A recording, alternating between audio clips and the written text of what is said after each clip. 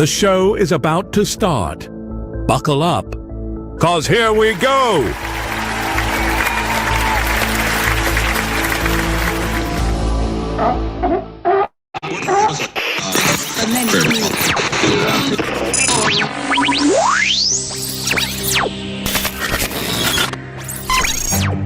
What you know you can't explain.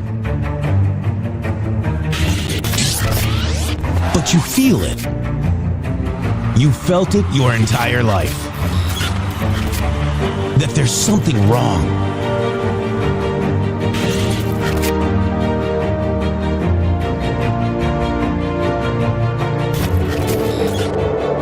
You don't know what it is, but it's there. Like a splinter in your mind, driving you mad. Experience the awakening.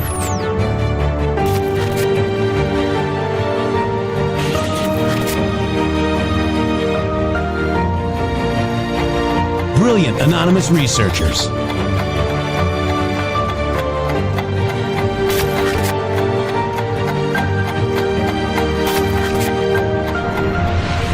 Patriots, join us in the Patriot Army. Trust the plan, pain coming. Boom, boom, boom. Let's go.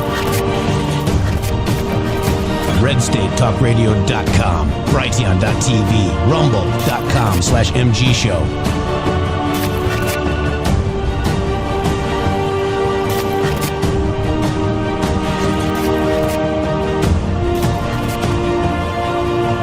The end won't be for everyone. That choice to know will be yours.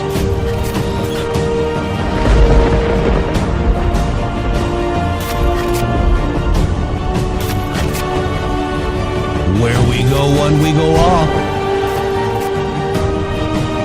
Fight, fight, fight, and fight we will. We fight every day right here on the MG Show.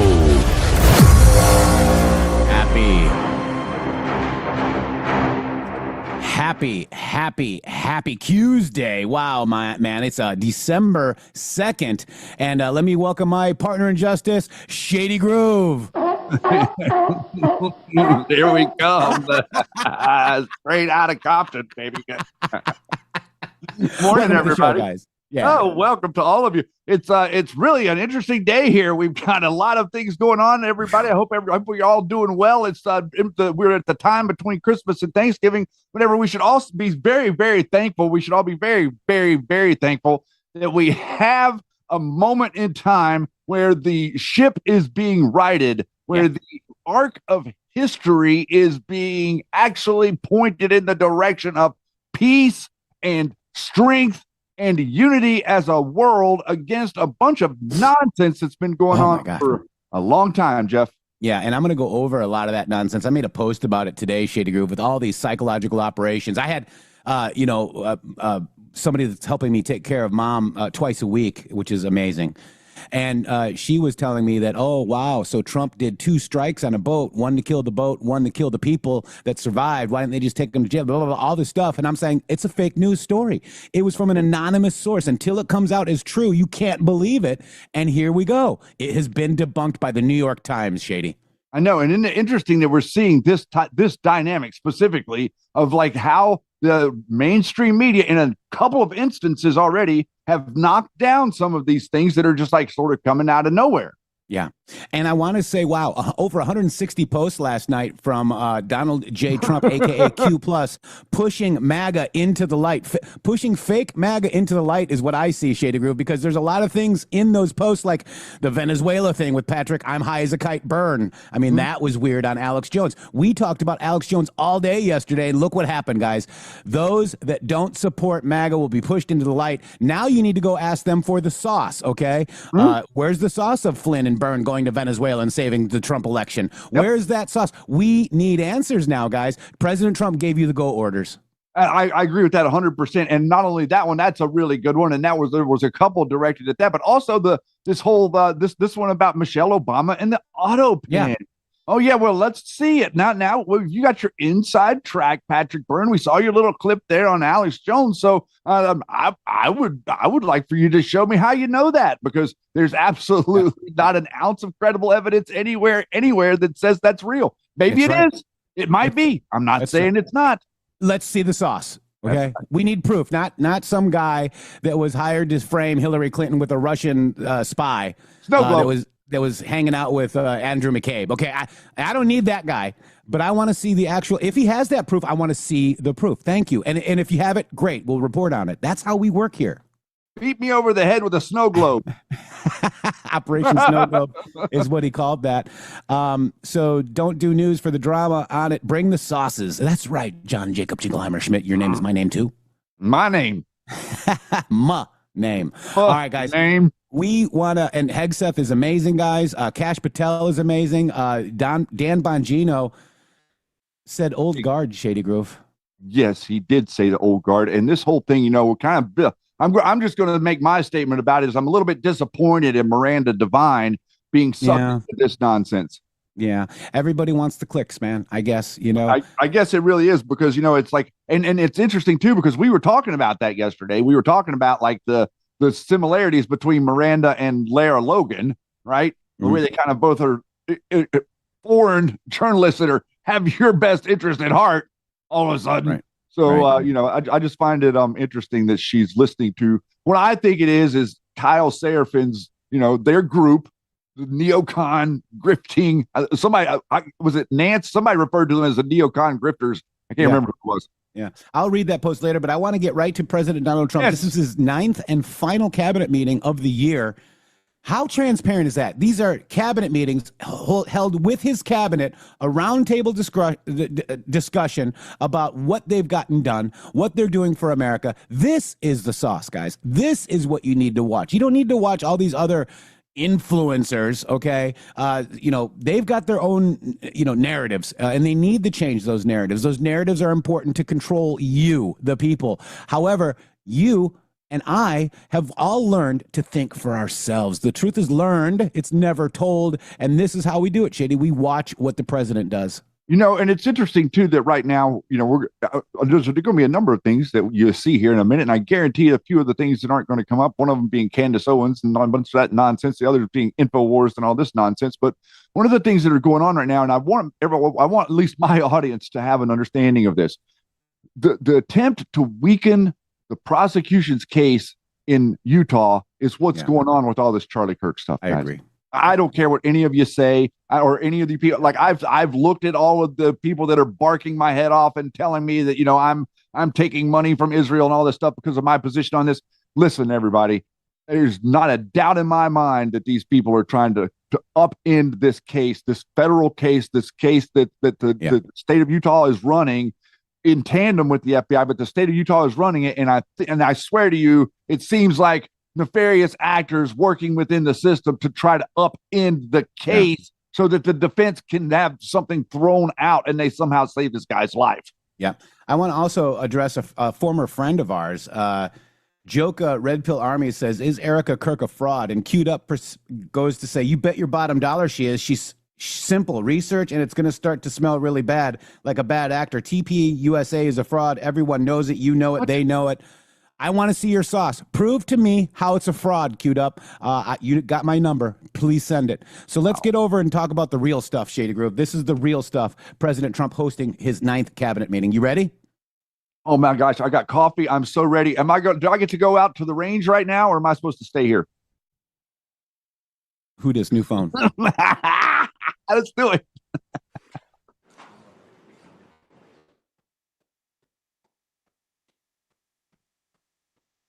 Greatest cabinet in history. Ready?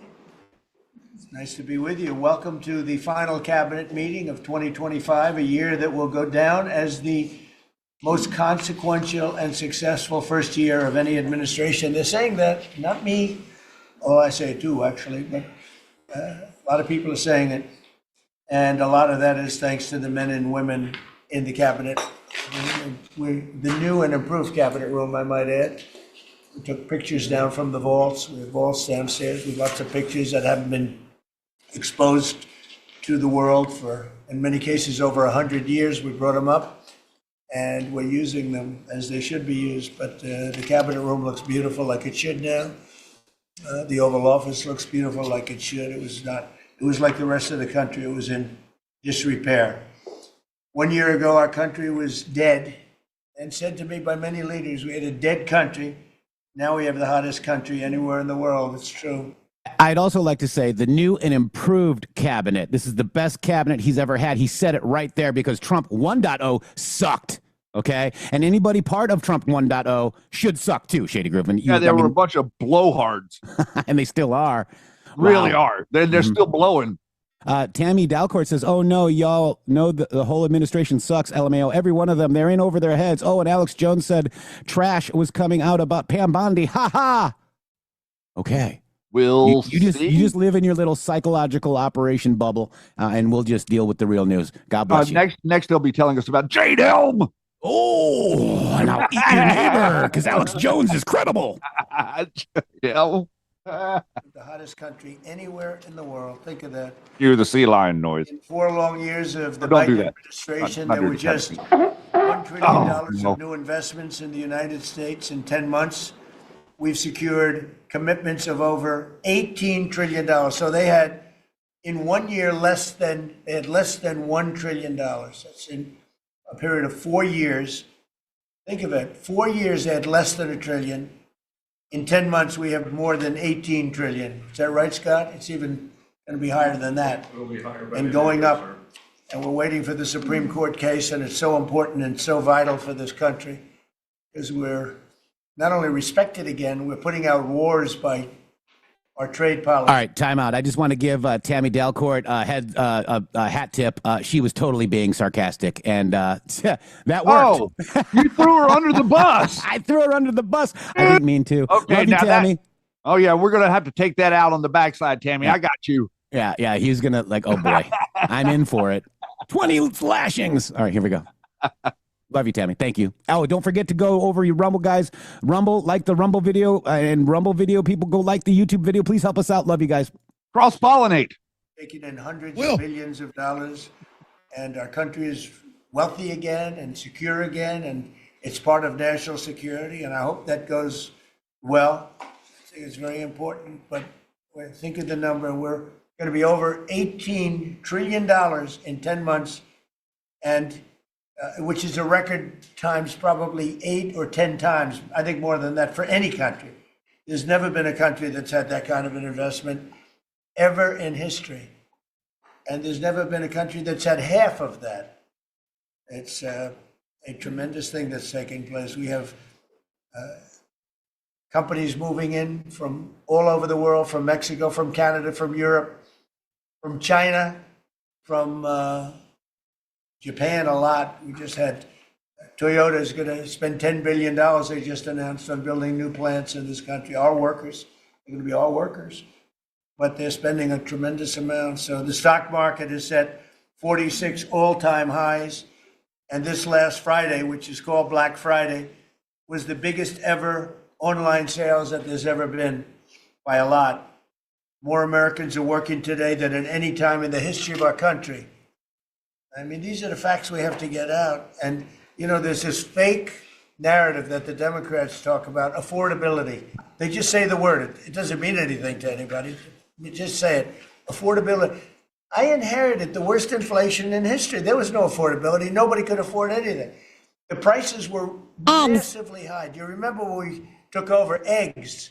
I knew it. Good job of that, Madam Secretary. Agriculture, Brooke. Eggs were 4 or 5 times higher than they had ever been.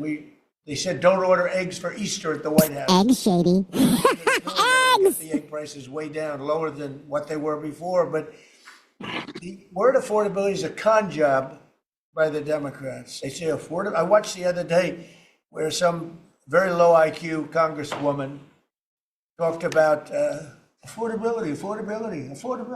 She had no idea. Their prices were much higher. As an example, energy, gasoline, we're now at about $2.50 a gallon. We're going to be, I think, at $2 a gallon. We could even crack that at some point. I'd love to do it. and we could do it more easily if we weren't building up the strategic national reserves, which Biden emptied out before the election so that he could try and get elected, meaning he started it, then he got thrown out of the race, and she took over and she kept it going, and they emptied out these strategic national reserves, which are really meant for something else. They're not meant to keep people happy with their gasoline price. They're meant for war. They're meant for problems, big problems.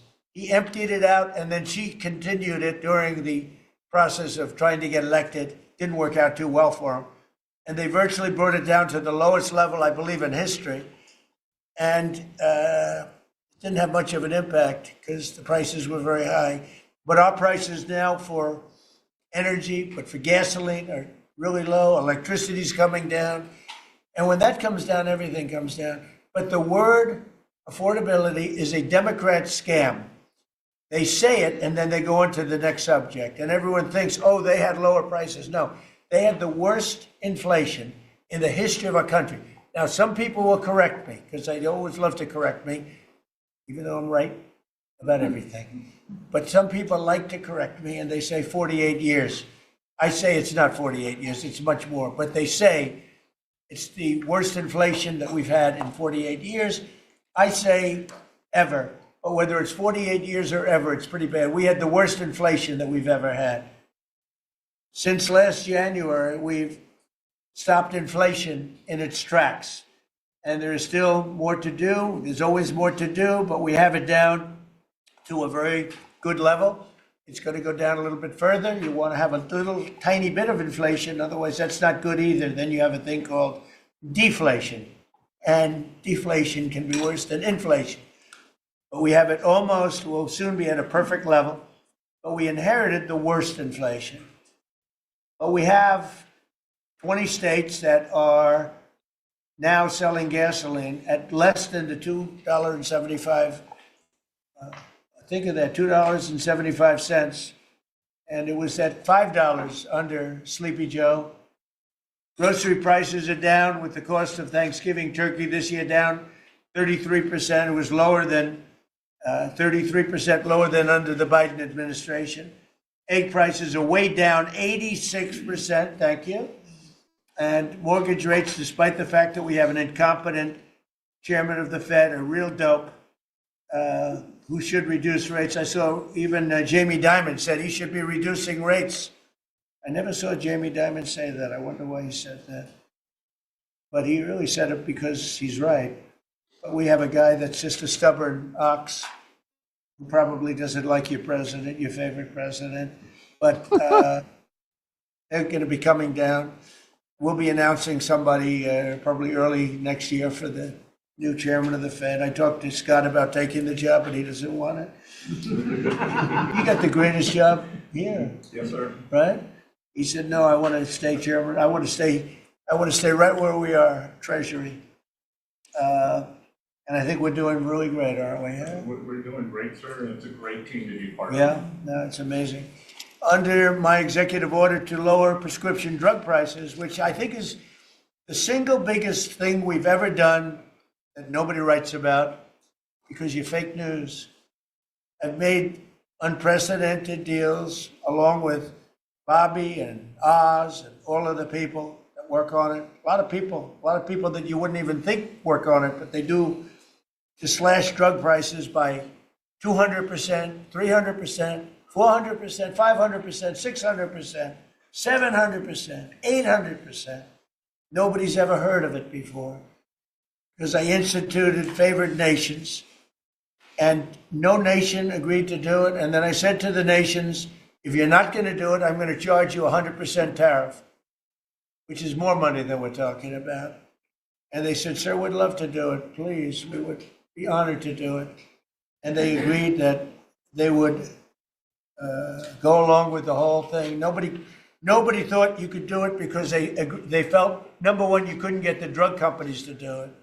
So we're paying, as an example, for the, let's go with the fat drug, FAT, for fat people. Anybody use it at the table? Don't ask.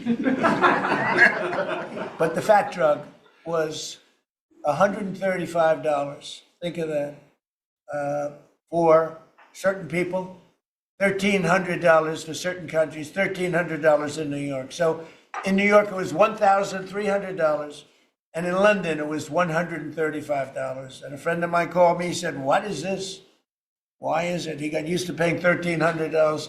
Well, now what we have it down to is, Bobby, what's the number? Like 150 or something? We have it down to a low number, don't we? Yeah, it's around 100, 125, 150. Yeah, think of that.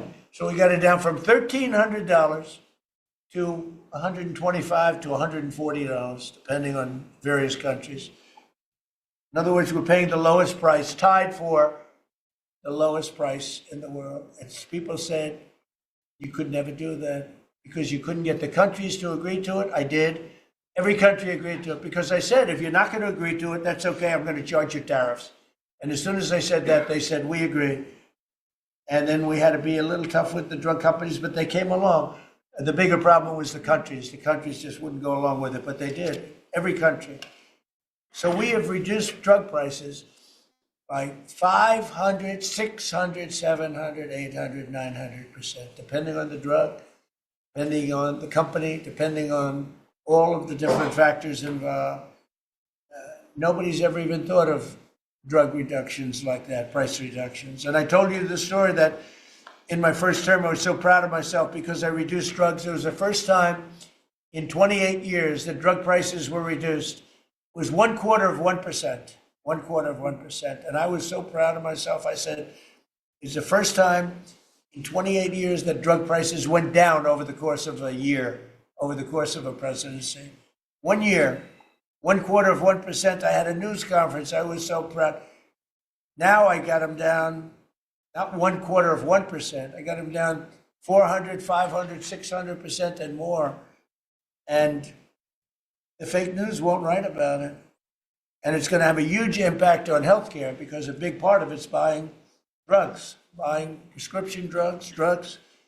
It's going to have a huge positive impact because Obamacare is a disaster. I said it years ago, and I say it now, and the money should be paid, taken away from the insurance company. Obamacare was made to make the insurance companies rich. Their stocks have gone up 1,000% in a short period of time because the money goes to the insurance company. I want the money to go to the people. Let all the money go to the people, and let the people go out and buy their own health care. And I see on television, people are advertising now, we will help you buy health care. We will go out and help you buy. That's becoming like an industry because of what I said. So something's going to happen. It's probably not going to be easy because the Democrats, frankly, they don't want to make a good deal for the people. They just want to make a bad deal for the country. They want to make a bad deal for the Republican Party. But the Republican Party is united. And I will say that what I would like to do is the money doesn't go, trillions of dollars get paid to drug companies. And you still have lousy health care. Obamacare is horrible health care. We want it to go to the people and then let the people go out and buy their own health care, and they'll do great. They'll do great. So we're negotiating that now with the Democrats. While congressional Democrats want the largest tax hike in history, I proudly signed the largest tax cuts in American history with the Great Big Beautiful Bill. The Great Big Beautiful Bill, the biggest piece of legislation ever signed, and that includes the extension of the original Trump tax cuts. But it's the biggest tax cut ever signed, and it includes no tax on tips, no tax on overtime, and no tax on Social Security. Nobody's ever seen anything like it, so think of that. And in addition, you get, if you buy a car, this is great for our car industry because we have a lot of car plants. We're bringing back the automobile business. 60% of it was stolen because we had incompetent presidents or incompetent trade people. But 60% of it was stolen over the years, and now I think we're bringing it all back. I think we'll be bigger than we've ever been in the auto business. That's not even to mention AI, where we're leading China. We're leading China by a lot. They're not going to catch us. We have to be smart, but if we're smart, they're not going to be able to catch us. They know that. They told me that. Next year is projected to be the largest tax refund season ever. And we're going to be giving back refunds out of the tariffs because we've taken in literally trillions of dollars. and we're going to be giving a nice dividend to the people, in addition to reducing debt. As you know, I inherited a lot of debt, but it's peanuts compared to the kind of numbers we're talking about. So we're going to be making a dividend to the people, and additionally, we're going to be able to reduce debt. And as time goes by over the next 2, 3, 4 years, those numbers are going to go up. And I believe that at some point in the not too distant future, you won't even have income tax to pay, because the money we're taking in is so great, it's so enormous, that you're not going to have income tax to pay. Whether you get rid of it or just keep it around for fun or have it really low, much lower than it is now, but you won't be paying income tax. We've slashed $1 trillion in costly job-killing regulations, saving Americans an estimated $2,100 for a family of 4. The Biden administration was the exact opposite, but times 4. They went up $6,000. We went down $2,100. Think of that. To bring down energy, electricity, and utility prices, I ended the Green New Scam. They call it the Green New Scam, one of the greatest scams in the history of our country. They talked about global warming and all that crap, and what they've done to this country. What they've done by allowing 25 million people into our country, many of whom are criminals, many of whom 11,888 are murderers, and we have to get them out, and we're doing it. We're doing it. I think what the job that our law enforcement groups are doing, Christy, you and Tom and everybody, amazing. What you're doing is amazing. I terminated the insane electric vehicle mandate, and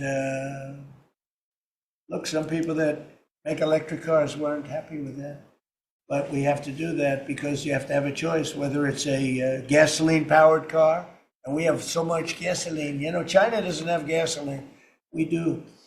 And whether it's a hybrid, which really are working really well, the combination of electric and gasoline-driven. But we, everybody was supposed to, by 2030, everybody had to own an electric car under the Biden stupidity. And not everybody wants to do that. I like electric cars. I like all cars. They're all good. They all have reasons. But you want to be able to go and buy what you want. I oppose historic tariffs that are now bringing in so much money that nobody's ever seen anything like it. And countries that were ripping us off, including allies, but they were ripping us off for years. I won't use the names. I won't mention Japan. I refuse to mention South Korea. I will not mention names.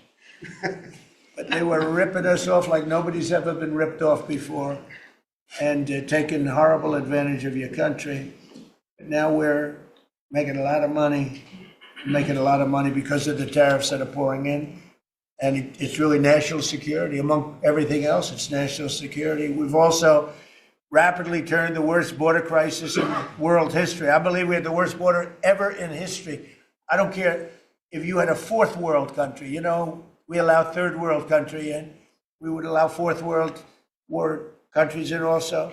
It doesn't matter. There was never a border that was as bad as our border. We allowed anybody in with no checks, no vetting. So we've rapidly turned the worst border crisis in world history into the strongest border in the history of our country, and probably one of the strongest borders in the history of the world, because we have nobody coming through.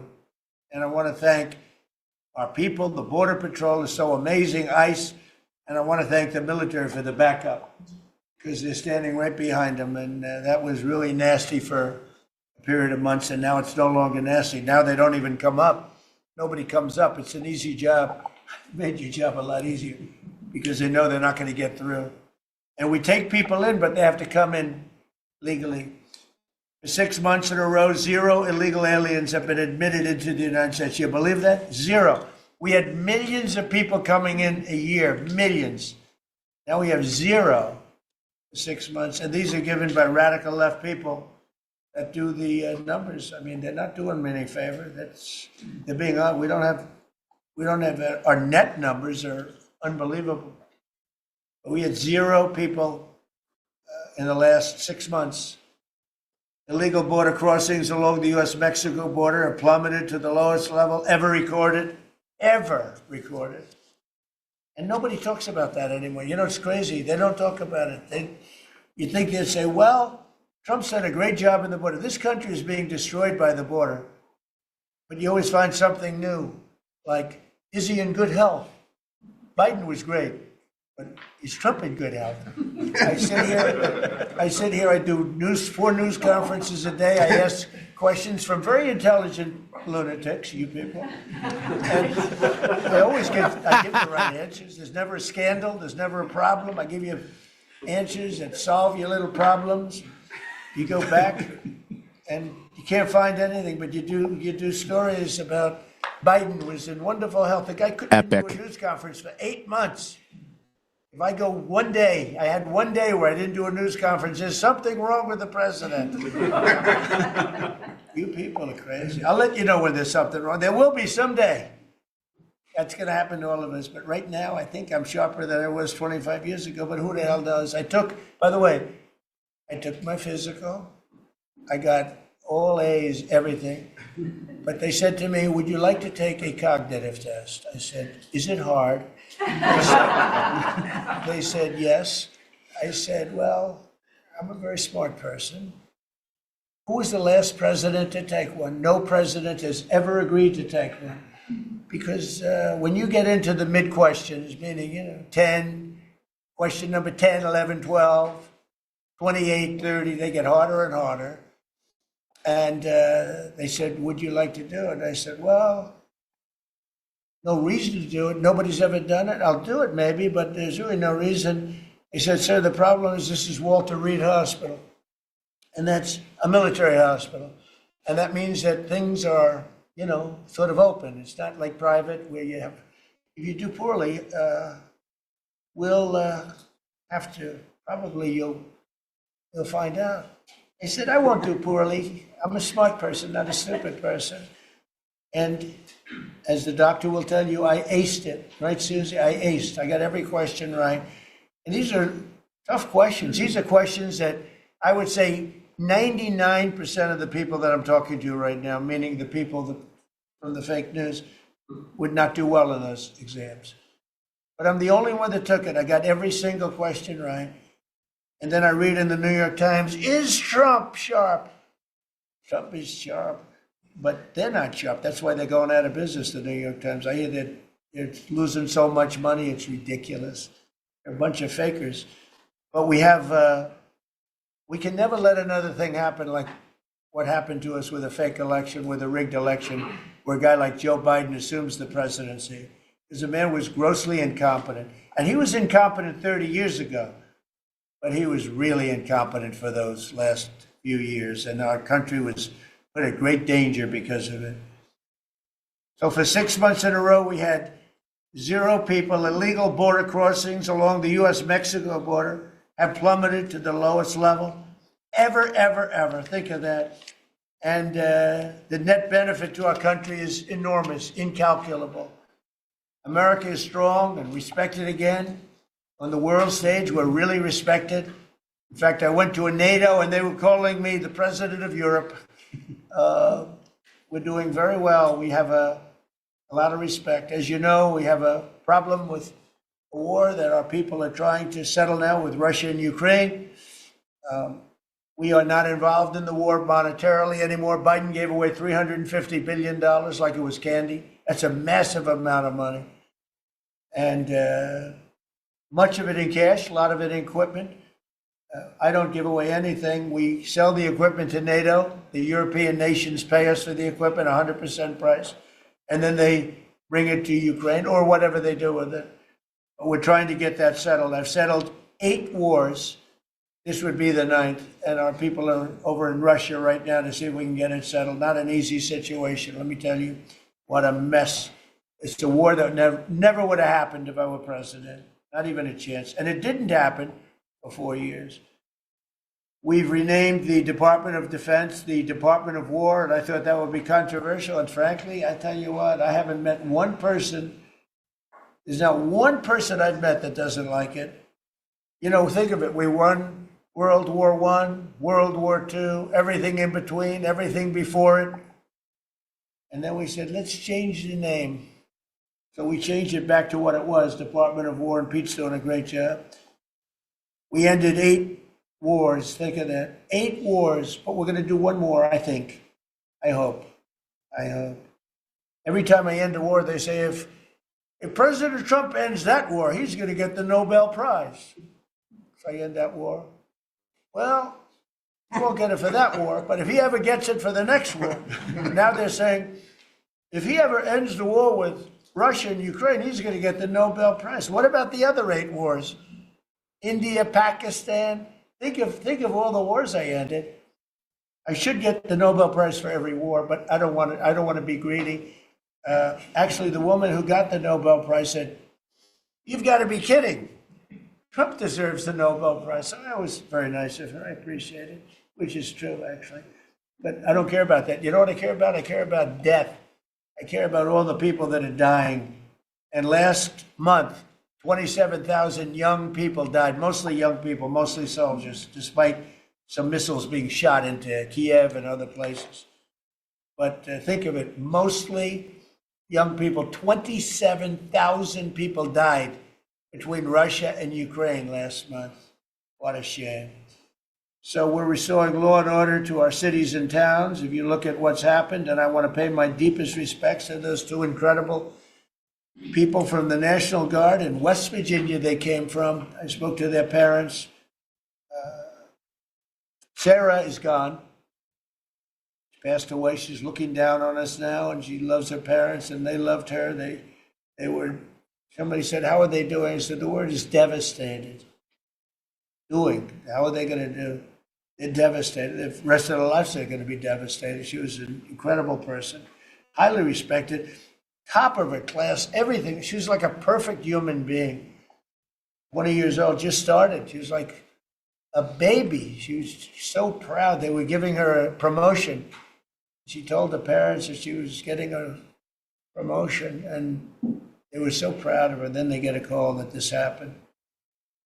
And we have one young man who's fighting for his life. He's fighting very hard. I think he's probably doing better than anybody. And they said he didn't have a chance. I'll tell you, the one who said he's going to live is his mother. I spoke to his mother. Sir, he's going to live. I spoke to her very soon after this horrible event took place with this scum that is able to come into our country. I spoke to his mother. Sir, he's going to be okay. I'm telling you. No doctor thought that. Nobody thought that. He was hitting bad places, and she was like so positive. It was incredible. And it's possibly right, Pam, right? Possibly right. Boy, it would be amazing. If he lives, it would be amazing. A miracle, actually.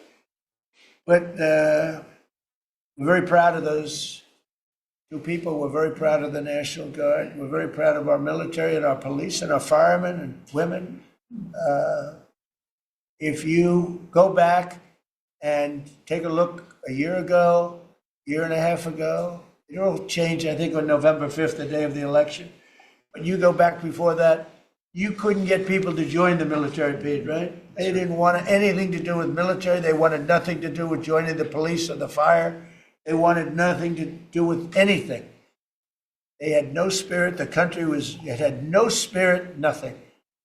And now we just had the highest recruitment in history, and we're getting great people. We're getting great people.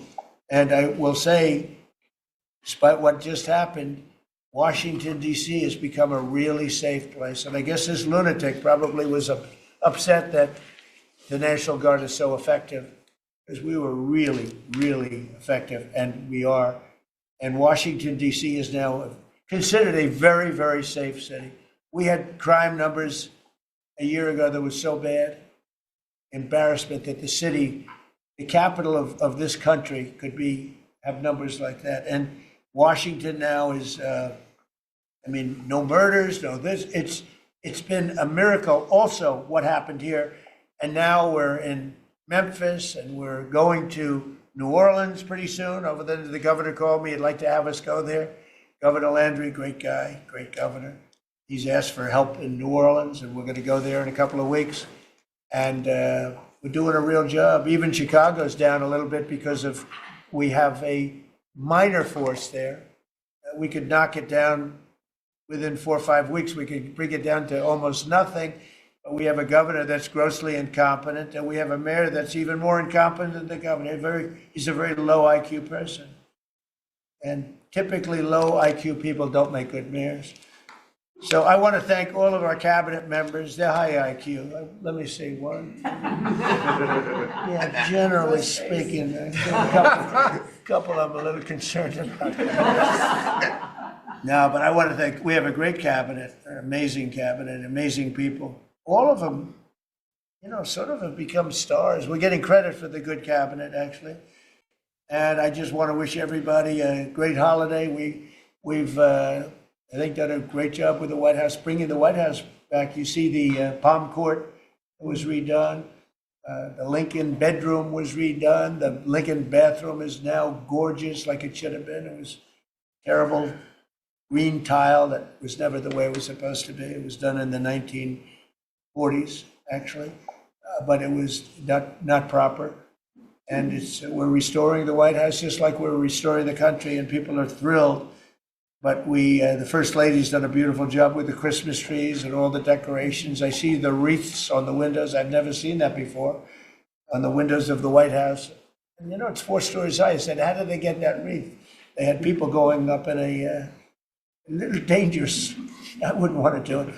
But they put them up, and we have wonderful people working in the White House, and they're really proud to bring the building back. Because this building was a little bit like the country. It was mishandled, it was mistreated, and now it's being given love.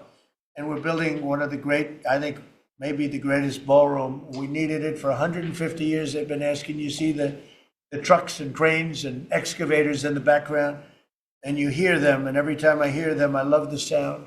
To me, I love the sound. I wouldn't say my wife is thrilled. She hears pile drivers in the background all day, all night. They go till 12 o'clock in the evening, day, night, pile drivers. Darling, could you turn off the pile drivers? I'm sorry, darling, that's progress. But no, we're doing great. It's going to be I think it's going to be the finest ballroom ever built, and we're going to have it here. They've wanted it for 150 years. Think of that. So I will just end by saying I want to thank the cabinet. It's been a great cabinet. Let's think of it. Time flies, but this is our last of the year, as I said, and I just think you've done a fantastic job. And we're going to go around the room. We'll go quickly. But we're going to go around the room, and we'll start with Pete, and you'll tell us about some of the achievements. And some of you have achievements that are so big, I don't want you to go through the whole thing because we don't have time. But we'll start with Pete, and then if you want, we'll take some questions at the end. Please, Pete. Well, thank you, Mr. President. As you said, it has been a historic year at the Department of War. Recruiting and retention over this year are at the most historic levels our country has ever seen. When I had a chance to be on an aircraft carrier destroyer over Thanksgiving, the spirit in our ranks since the election under President Trump is unprecedented. I've never seen anything like it as a soldier myself in uniform, and I know a lot of you feel the same way. We've ripped out the DEI and the political correctness. It's all merit-based at the department. We're getting back to basics: accountability, training, readiness, lethality, and that's reviving that spirit. Mr. President, we're rebuilding the military, historic investments. I just took briefings on the Golden Dome and F-47, next generation capabilities that are going to make sure that for generations to come, America has the most powerful, most capable, most lethal military in the world, which you have rebuilt once and we're rebuilding again. And then we're reestablishing deterrence and credibility. If you look at what happened, we deal with every day the outcome of what happened in Afghanistan, the debacle under Joe Biden. We just dealt with it in the streets of Washington, D.C. with those 2 National Guardsmen.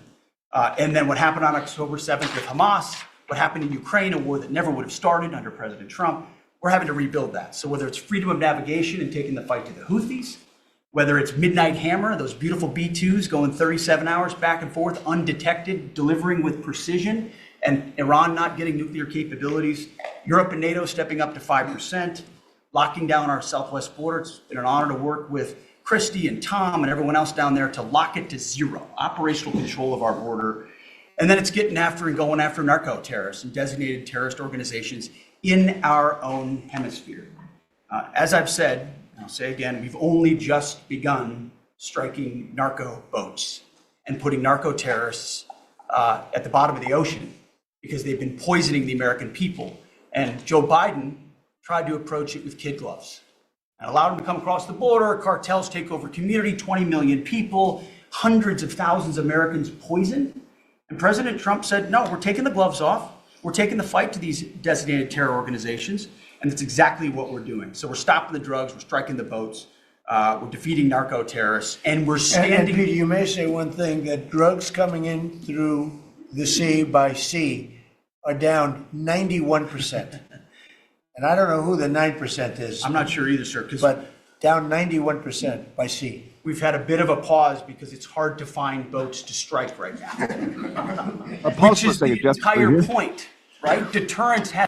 I'm just going to jump in here real quick. We've been talking about this a number of times. We're talking about the great successes. This is a wonderful moment to mention to you guys that what we have to do is we have to sit around and we have to pay attention to how does it proceed and how can we market our success. And our success is being marked because it was reported in Zero Hedge yesterday, 30 to 45% increase in the cost of street cocaine, guys, already. This is just a few months of blowing these boats up. This is people don't understand supply chain and they don't understand how these narco terrorists work. But the supply right now is backing up in South America. If they don't move it, it sits in the storehouse. If it sits in the storehouse, it gets ruined from sitting there. So they've got to move it. So Trump is effectively creating a rock and a hard place for these guys. And already we're seeing that he's being successful, because I hear people say, oh, these aren't really drug boats. Well, if they weren't really drug boats, the price of cocaine would not be going up by 30%. Ha. Isn't that crazy? It is crazy. And, people don't understand the black market is the biggest market in the world. They launder their cash, okay, through China. Okay, and there's no paper trail. Like they use, there was a big report, and I can cover that maybe tomorrow, on how China is actually laundering their money through goods and stuff like that, like precursors. Okay. Yes. So, people don't understand how big the economics are. And it was funny. I was arguing with the 50 mortgage loan thing with somebody from Canada. Then I disagreed. I said, you don't have to get the 50-year mortgage, but it will allow people to buy a home sooner. He goes, what, it's only $300 savings. Well, that's $300 for people, man. That's a car payment. Okay. So what people don't understand is then you can get equity and then you can sell it and get a 30-year. It's just a tool, guys. You have to use it. And then he started posting Epstein and Trump pictures. I was going to say he went full TDS. He went full TDS. I don't need to listen to Canadians, okay? I don't care. I care about my country and MAGA.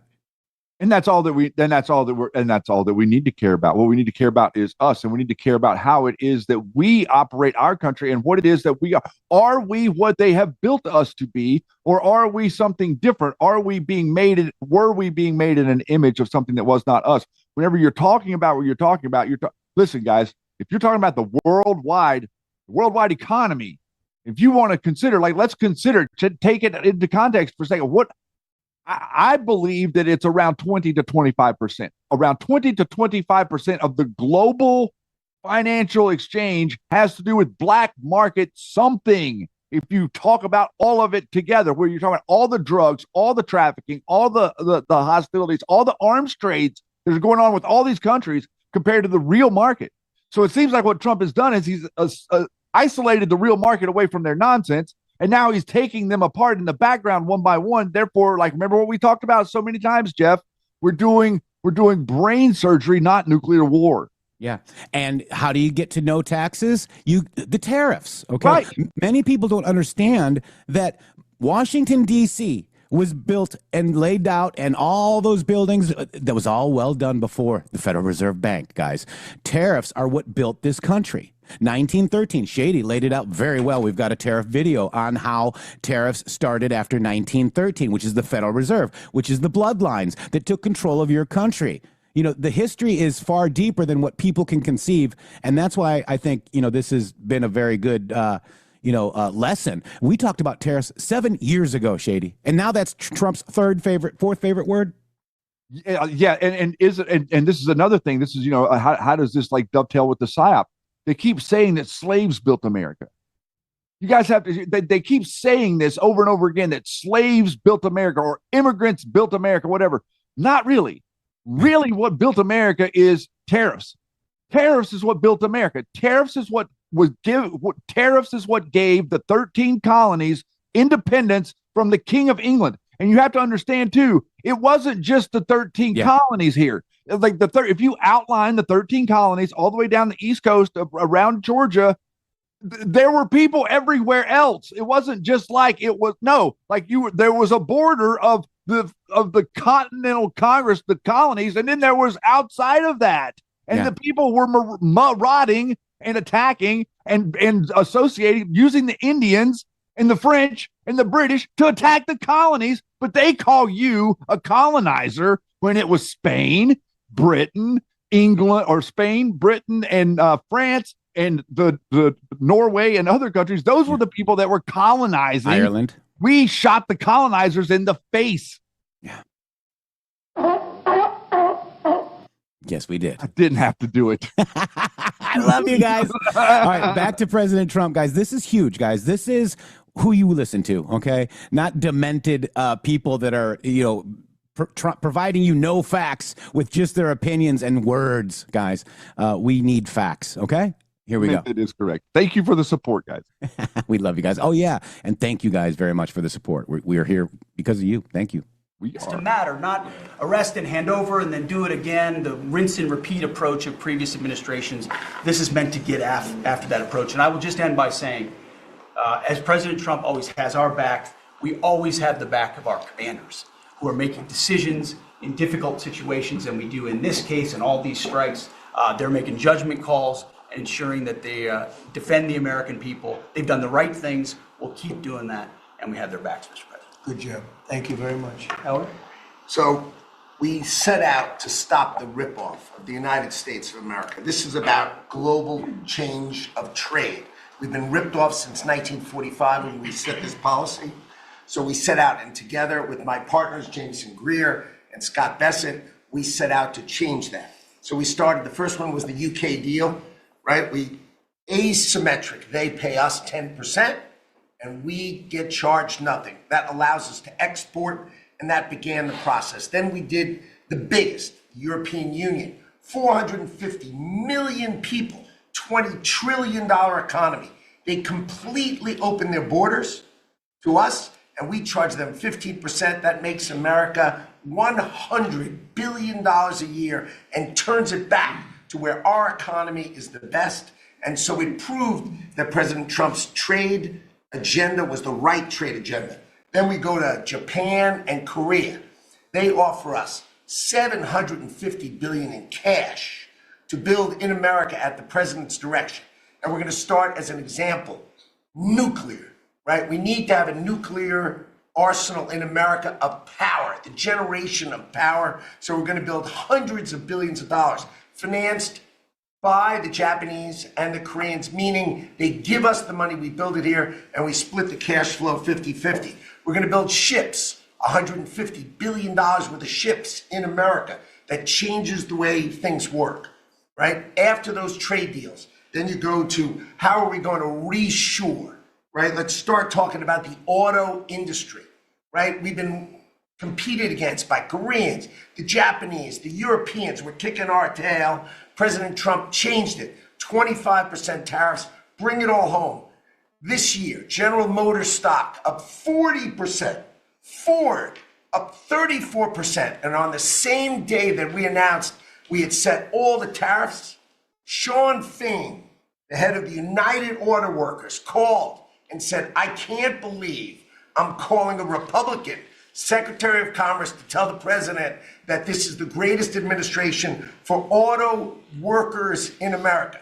Stocks up and the auto workers up. That proves that President Trump understands how to take care of the whole ecosystem, both the companies and, more importantly, the people who work there. Semiconductors, right? We didn't build any. The Biden CHIPS Act was a $60 billion giveaway, right? We've now turned that. $300 billion is committed to America. That's going to go up to $750 billion in the next 60 days, right? And then you go to pharmaceuticals, right? $250 billion being invested in America, and then working together with Bobby Kennedy, right? Pounding away on that MFN, working together as a joint team. They're coming to over $250 billion and cutting prices in half.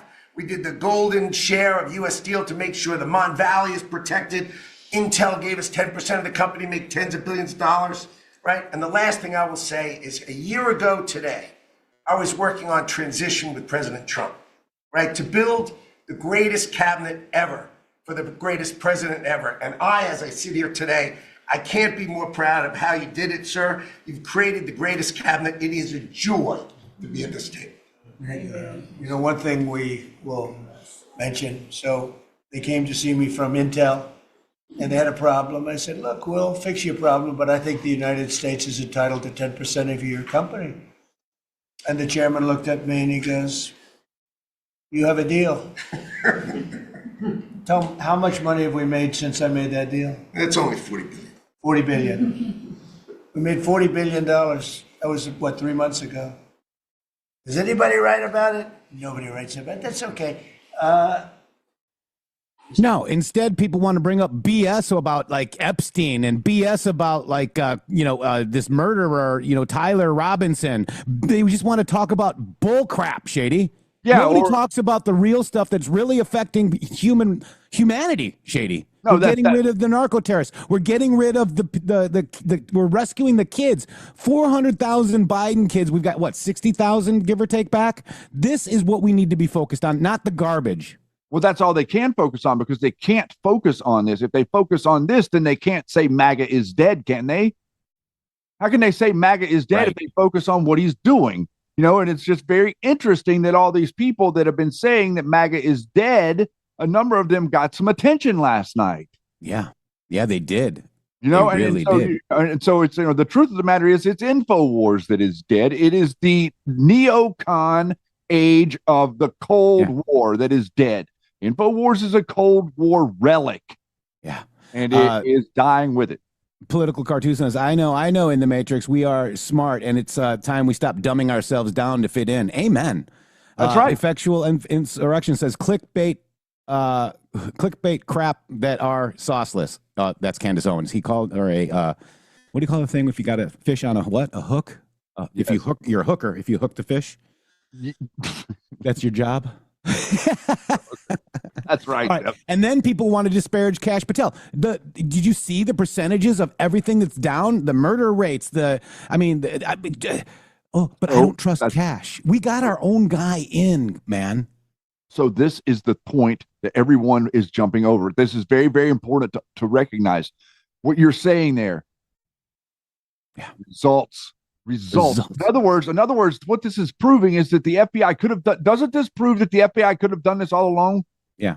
Doesn't it prove that instead of going out and getting people that were hurting Americans, instead of going out and actually taking down drug lords, what they were doing was they were propping them up, guys. Yeah.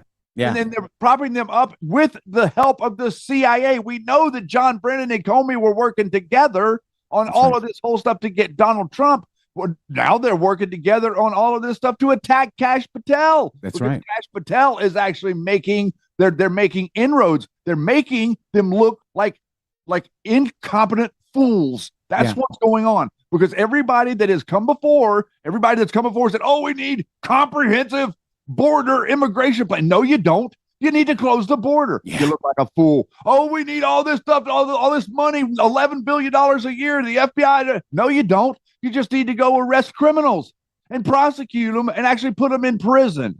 You see, they make mountains out of molehills and they make molehills out of mountains. That's the part that people miss a lot of the times. You see it the one way, but you forget that they're doing it the other way. That's right. And then, here's an argument that I had too about the numbers people. Okay. They're saying that Erica Kirk is 93. But they say that, so that's bad. But so we're not taking back the numbers because Melania Trump is 143, which is 93 spelled out. So she's good and Erica bad. Make it make sense. It doesn't. Okay. Here we go. Oh, that's another video you can send, guys. Thank you. Well, Mr. President, so just quickly on aviation, many of you have heard that we have an infrastructure made of copper. We have to transition to fiber. The last administration said it was going to take more than 10 years to complete the transition from copper to fiber. They had no plan to actually do it. We have already completed a third of this transition from copper to fiber. Now it's going to take longer for us to go from analog to digital. By the way, the rest of the world transitioned 20 years ago from analog to digital. We are just going to do that at the FAA right now, but we're buying new radios. Yeah, Harris Corporation, you got a lot to answer for. I remember doing business with them, and they wanted to keep they're still using mainframe AS400 IBMs for landing your planes, guys. It's insane. Probably still on like what Windows XP or something. Yeah, Windows 95. They're probably on Token Ring. If you're in the industry, you know that's really good. He's saying that they're going from copper to fiber. Fiber was done like you said a decade or more ago, guys. I mean and that's Harris Corporation that had the FAA contract, guys. Okay. And all of these things are taking apart these contracts. Part of the way that the structure is built is these people like. We've talked about the monopolies. We talked about the Federal Reserve. We talked about the Fortune 500 companies. They all get first crack at these contracts and stuff. And then once they get the contract, what do you see? You see a 99-year lease. No matter how stupid, dumb, or inept you become, we still have to do business with you. Yeah, that's a big part of what's ending too. Yeah. It's amazing, guys. We need you have fiber to your house, guys. If you or cable or AT&T, they put my cast. AT&T's putting fiber in my neighborhood now. But landing planes doesn't need fiber. No, it's fine. So what they did, they do like a cycle of they buy equipment and then they cycle it down, right? So it's like, and they keep it because it's all about profits over people. Harris Corp. Here we go. Yeah, profits over people and profits over everything else. That's it. New radar. By the way, those radar are going to be made in America, Mr. President. This phase of the operation will be completed by the time you leave office. It's 3 years. I do need another $20 billion, Congress, to start the second phase, which is really important, and we'll try to get that done also in that 3-year time period, but we need the money. Critically important. With regard to commercial driver's license, I think we've covered a lot the crashes that have taken place. Right. So I saw a report, 44% of the commercial driver's license facilities are illegal. Crazy. Oh, man. Yeah, I saw that too. Wow. In the country. And what we found is there have been states that have issued commercial driver's license to foreigners, and they've gone through sham schools. And they're not safe on American roadways. And so in partnership with Secretary Noem, we have driven those numbers down. We've got California, Gavin Newsom, to revoke 17,000 unlawfully issued licenses. We've closed down half of the fake schools that give out these fake licenses, all critically important. Governor Tim Walz of Minnesota gave 33% of these licenses unlawfully. People that should never have a driver's license driving a big rig on American roads, endangering the American people, shameful. We've cleaned up Union Station here in DC per your directive. We're going to rebuild Penn Station in New York. We're going to break ground at the end of 2027.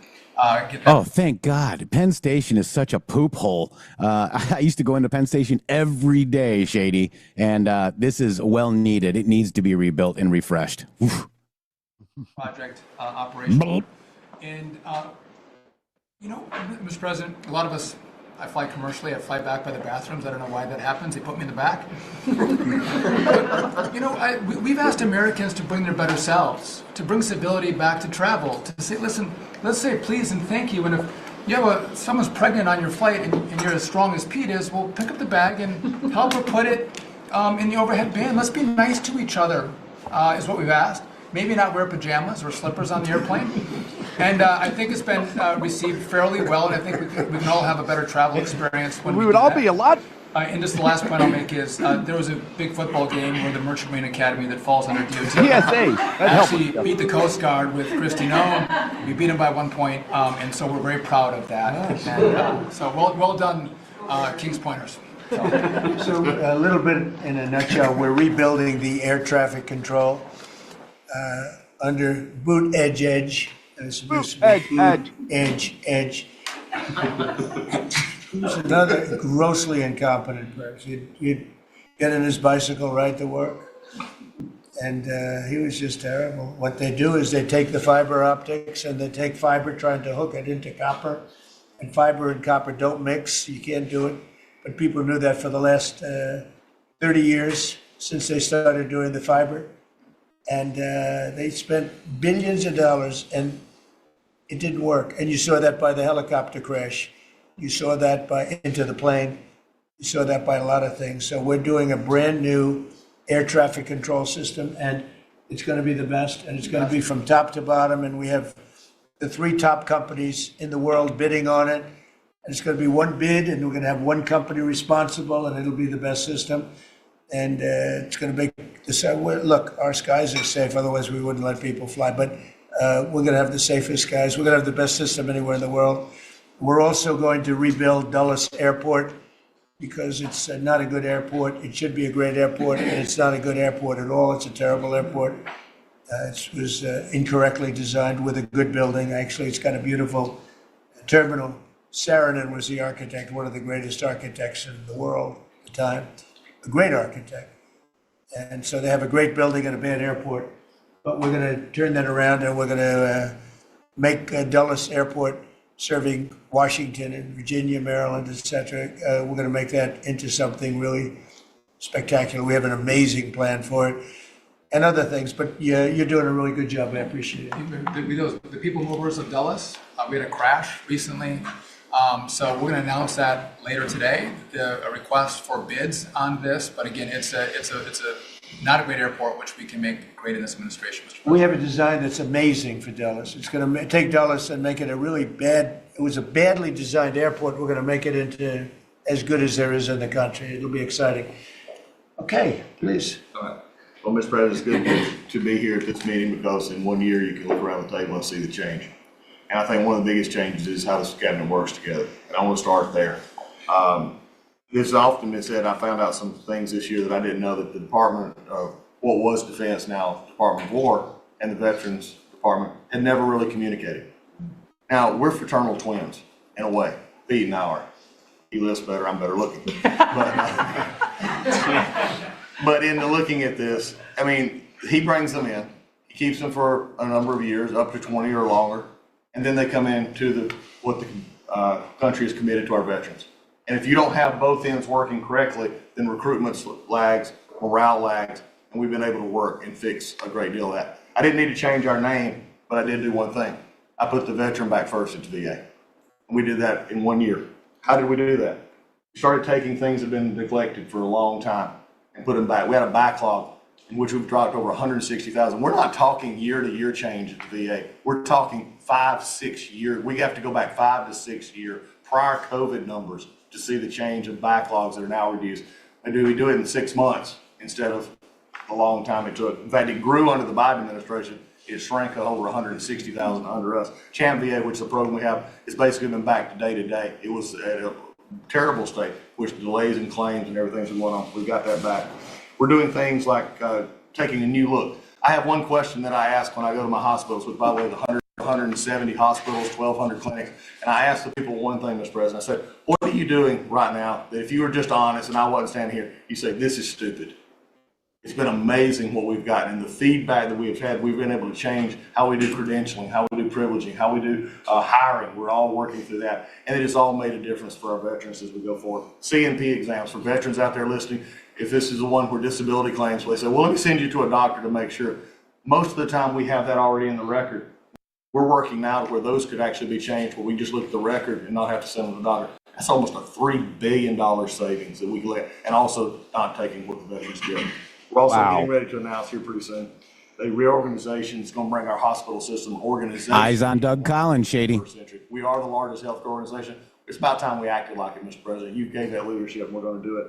And also one thing, community care contracts getting ready to go out. It's one of the largest contracts in the federal government, but it does exactly what you and I have talked about before, making sure that our veterans can get care in the system or in the community, wherever they want it. We're getting ready for that.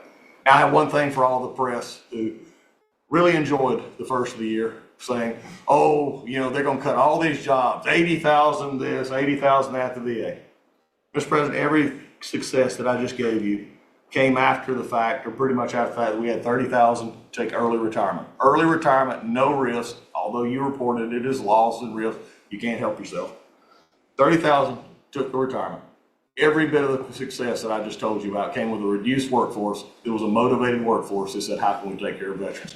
That's what this cabinet does. That's what we're doing for you, Mr. President. And you've got the highest approval rating we've ever had at the VA, so that tells you something. You're doing a great job. Thank you very much.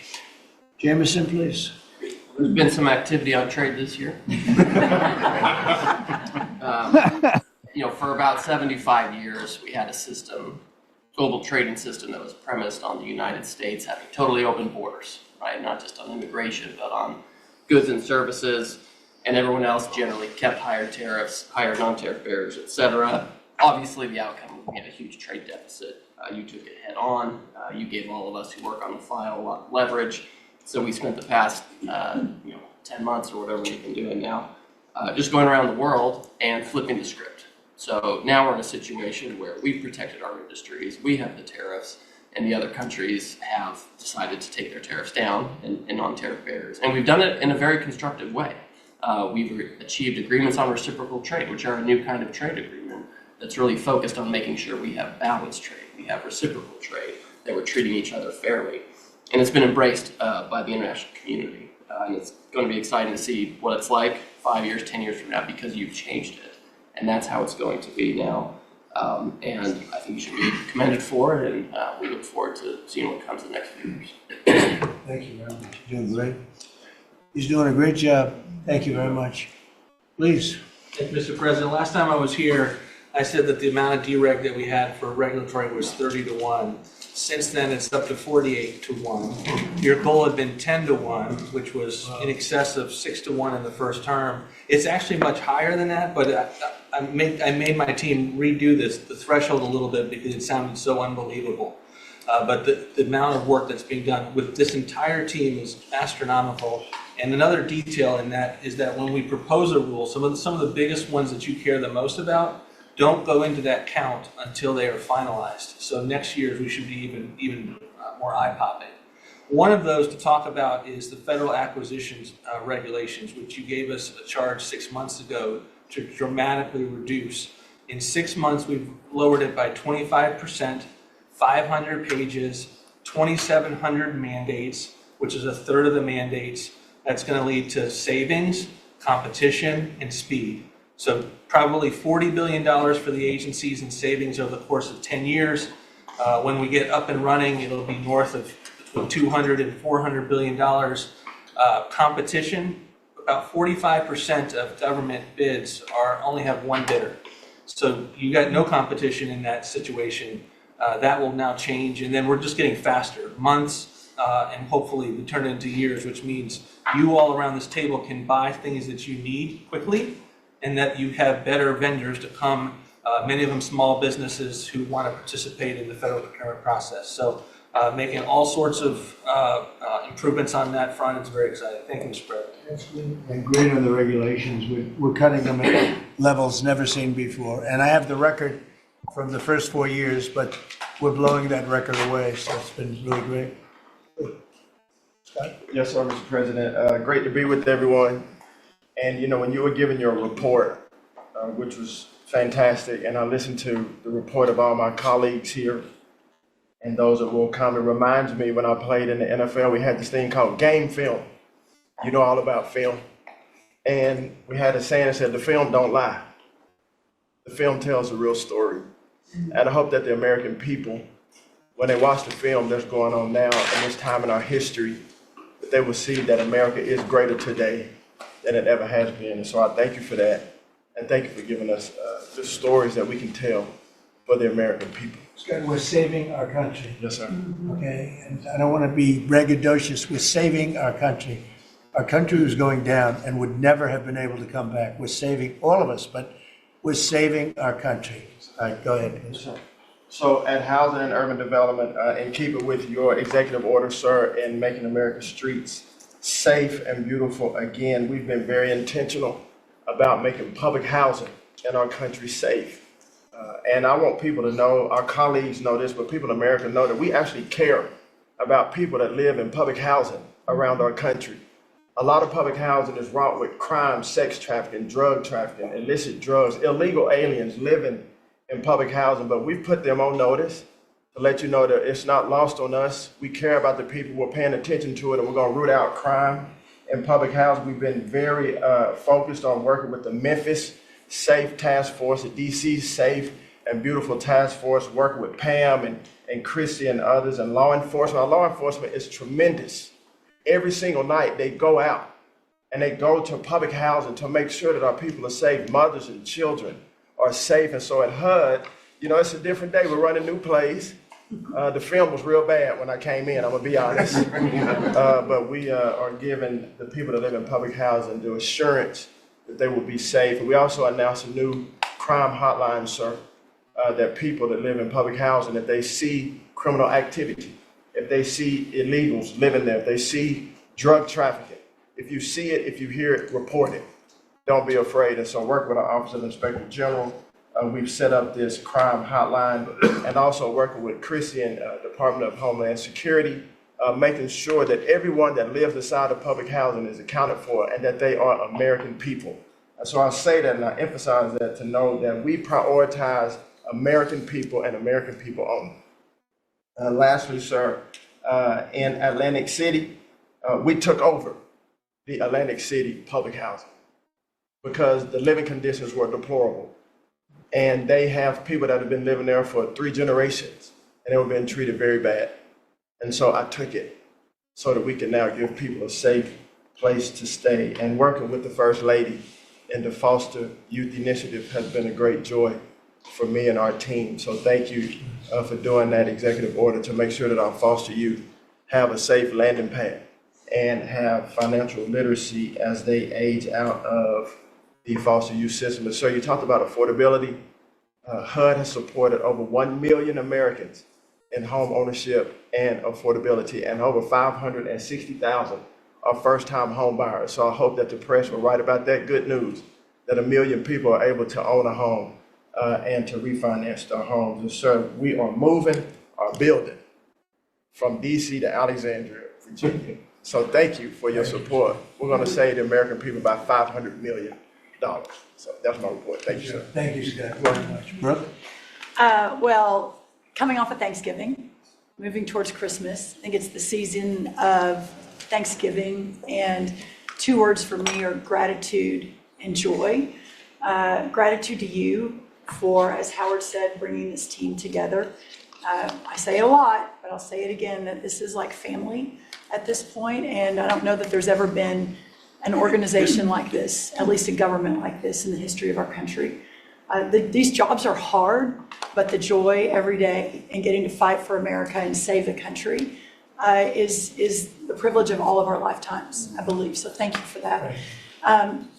At U.S. Department of Agriculture, the People's Department, Abraham Lincoln launched this department in 1862. But under your leadership, we have finally again put farmers and ranchers and rural America first. In the last year, it's no longer DEI, climate change, sending out money based on the color of a farmer's skin. It's now about literally putting farmers back at the center of it. And under the last administration, we talked a lot about affordability. We'll continue to talk about that. But under the Biden administration and the destruction of our economy and the cost of inflation, interest rates for farmers and ranchers went up 73%. Labor went up 47%. Fertilizer went up 36%. Fuel went up 28%. So when you think about the extreme economic strain that a lot of our farmers are under in our farm economy, these are massive, massive numbers that will take some time to get out from under. But we've already seen the beginnings of the movement toward more affordable food, housing, fuel, et cetera, and that will only continue to trend as we work to solve those issues. My partners in trade, of course, they do the work, but I'm constantly talking to them about selling more soybeans, selling more corn, getting more of our products out. But when we really think about how to solve for this idea that for so long our farmers, many of them have been farming for government checks instead of moving their product around the world, these trade deals change that forever. And it isn't one trade deal or 2 trade deals, it's dozens of trade deals. And so talking about rural prosperity and bringing the golden age back to rural America, which has been lost for too long. We're going to focus on that next year, hopefully with our vice president, many of our cabinet members. But the opportunity to do that under these new trade deals is unprecedented. And so just putting farmers first, our ranchers first, Mr. President, is such a huge priority and an accomplishment of the last year. The second quick thing is lawfare. And I know you know this better than anyone in the country. When a government politicizes and weaponizes their power to go after average, everyday Americans, well, from you, the top of the heap president, but all the way down to the ranchers in South Dakota, the Maud family, who were facing jail time over a fence line dispute that had been in their family for 130 years. We fixed that. The Henry family in New Jersey, who were facing their farm being taken away for eminent domain to give to affordable housing, we fixed that. So being able to completely change the trajectory of private property rights, but especially as it has to do with our farmers and ranchers in our rural communities, changes everything for our country. And then the third thing, we have so much great things to talk about at USDA, but the third thing, which became very much a part of the national conversation during the Democrat shutdown, was SNAP reform, food stamp reform. When all of America saw what so many of us know and have been working on, but when you have so much rampant fraud in a program that 42 million Americans participate in, now a big good piece of news that I hope is written about, since you became president, about 800,000 of those 42 million have moved off of food stamps, which is hopefully the plan with better jobs, higher wages, et cetera. But still, when we found 186,000 dead people's Social Security numbers being used, 500,000 people receiving benefits more than twice. We had a couple of people receiving benefits in 6 states. In February of this year, we asked for all the states for the first time to turn over their data to the federal government, to let the USDA partner with them to root out this fraud, to make sure that those who really need food stamps are getting them, but also to ensure that the American taxpayer is protected. 21 states said yes, 29 states said yes, not surprisingly, the red states, and that's where all of that data, that fraud comes from. But 21 states, including California, New York, and Minnesota, the blue states, continue to say no. So as of next week, we have begun and will begin to stop moving federal funds into those states until they comply and they tell us and allow us to partner with them to root out this fraud and to protect the American taxpayer. As Joe Biden was working to buy an election a year ago, he increased food stamp program funding by 40%. So now as we continue to roll that back. So the partnership in Making America Healthy Again is also in food stamps, but a lot of what we're going to... I want to just pause there, too. That's another huge savings on the U.S. taxpayers. She just told you that it's all reduced. They want to root out the corruption. I mean, isn't that what I voted for, Shady? I mean, I'm going to tell you that's what I voted for. How about that? But that's what they won't talk about. No, we got to talk about Candace Owens and stupid bullshit that doesn't matter. Yeah, and all this stuff, and pretend like, all these people had this nefarious stuff going on with Charlie Kirk, and it was connected to Donald Trump and Epstein and Israel and all this other nonsense that you've been hearing ad nauseum. You haven't caught an ounce of any of this. Most people don't even realize that, they've gotten 30% of the process of getting the upgrades. The most with the airline industry, most people don't realize that they've actually stepped in a number of sectors and supercharged the sector. Whenever you're talking about energy production, if you want to go look at the graph of energy production with China and how much energy they started producing over the last 10 years, it's insane. And also, guess what they did? Go out there and get on your little interwebs and look at the directions from Venezuela to New York. Take a straight line and draw that straight line from Venezuela to New York, and then notice that superimpose that on all of the USS strike force carrier teams, naval ships that are out there right now, and that line that they would use to traffic the drugs to the eastern seaboard, well, they would have to travel through about 7 of them or 8 of them that are sitting out there right now. So, change we can believe in. The last thing in the world these people wanted, sir, was a war on drugs. I'm telling you right now, that's the last thing that they wanted. Strength through peace through strength, right? So what if, and I posed this question to somebody that was questioning me on the second shot, which is all debunked now, by the way. So, why not be hard on these people? And then how about them not drive any more boats to my country? How about that? How about people asking, why are they still trying to bring people in the drugs? How about be tough on them?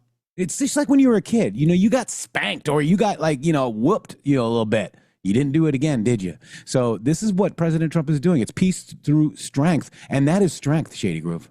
All of it is strength. Everything that we've been doing has been weakness. Since the initiation of the Federal Reserve, everything has been to weaken. Every action of government has been implemented to weaken the country from within, so therefore would make us more pliable to take over in the future. Yeah. That scenario is what's going away. And all of the people that thought that they were going to get a piece of the pie, well, they were promised a piece of the pie. They were told they were going to get some, and now there's going to be no pie. And this cabinet is giving fake news a spanking and the fake psyopers a spanking, because people need to watch this in full. That's why we bring it to you in full, because we need to understand all of this together. That's actually the good stuff happening, so you can talk to your neighbors and friends about it. But everybody's so orange man bad that they can't see the way that he's actually giving the government back to you, the people, guys. It's crazy. And a big part of that comes with the void. There's a void where the people haven't actually picked up the levers of government. They don't know what they're doing and they don't know how to do it. So we have a little bit of a delay in the reality of people that are really active, or people that have some common sense to come to the conversation and be part of the solution. And I think that we're going to have a lot of that going into the 2026. Everybody acting like that Donald Trump's going to lose the 2026 midterms. Wait till people get their money back on income tax revenue day. And we will see exactly how, because it's always been the economy, stupid. Isn't that what they always told us? That's right. Red Pill said if people are spending their time reading clickbait, disinfo, they aren't sharing this stuff like this show. They aren't sharing good info and wins that we see every day. That's why we need your help, guys. Please share the show. And I know a lot of you are, but we want to go viral with common sense and good info. It's really simple. Well, there's plenty of room for it. It really does seem like that there's a desperate need in America for some freaking common sense in broadcasting. There really is, man. All right, back to our president. And press 47 if this is what you voted for, this cabinet right here. I voted for Trump 10X. version 2.0, and the people who aren't in it. I'm so happy, Shady Groove. I don't really think that I could have imagined that we would be sitting here a year later and having this much success within the first year. Wow. But Epstein isn't going away. Epstein's not going away. Ah!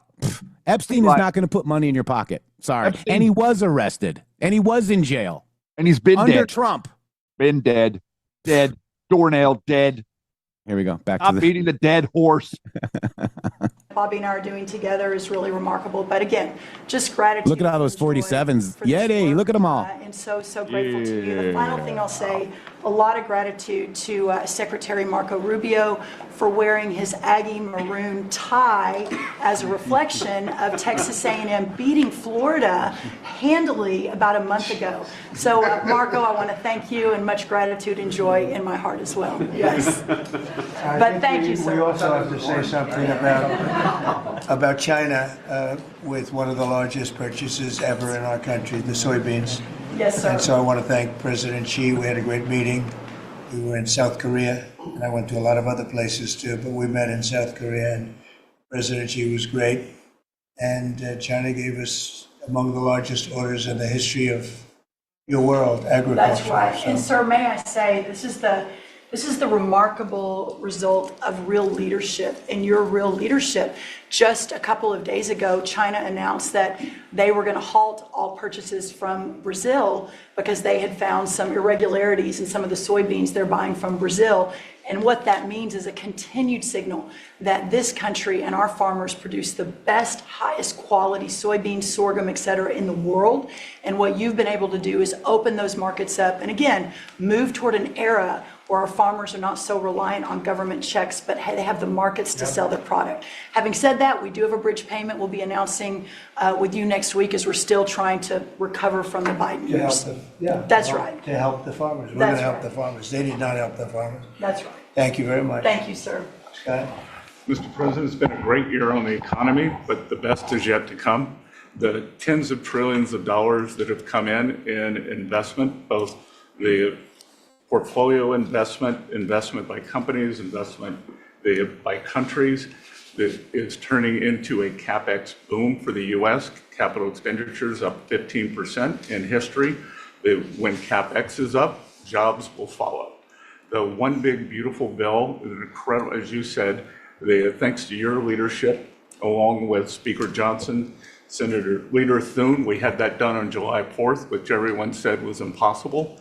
And the great thing about that bill, sir, for the American people, it's for industry, 100% expensing, build your factory here, you can write it off immediately, but you also insisted on the 4 benefits for working people: no tax on tips, no tax on overtime, no tax on Social Security, auto deductibility for American cars, and that is retroactive.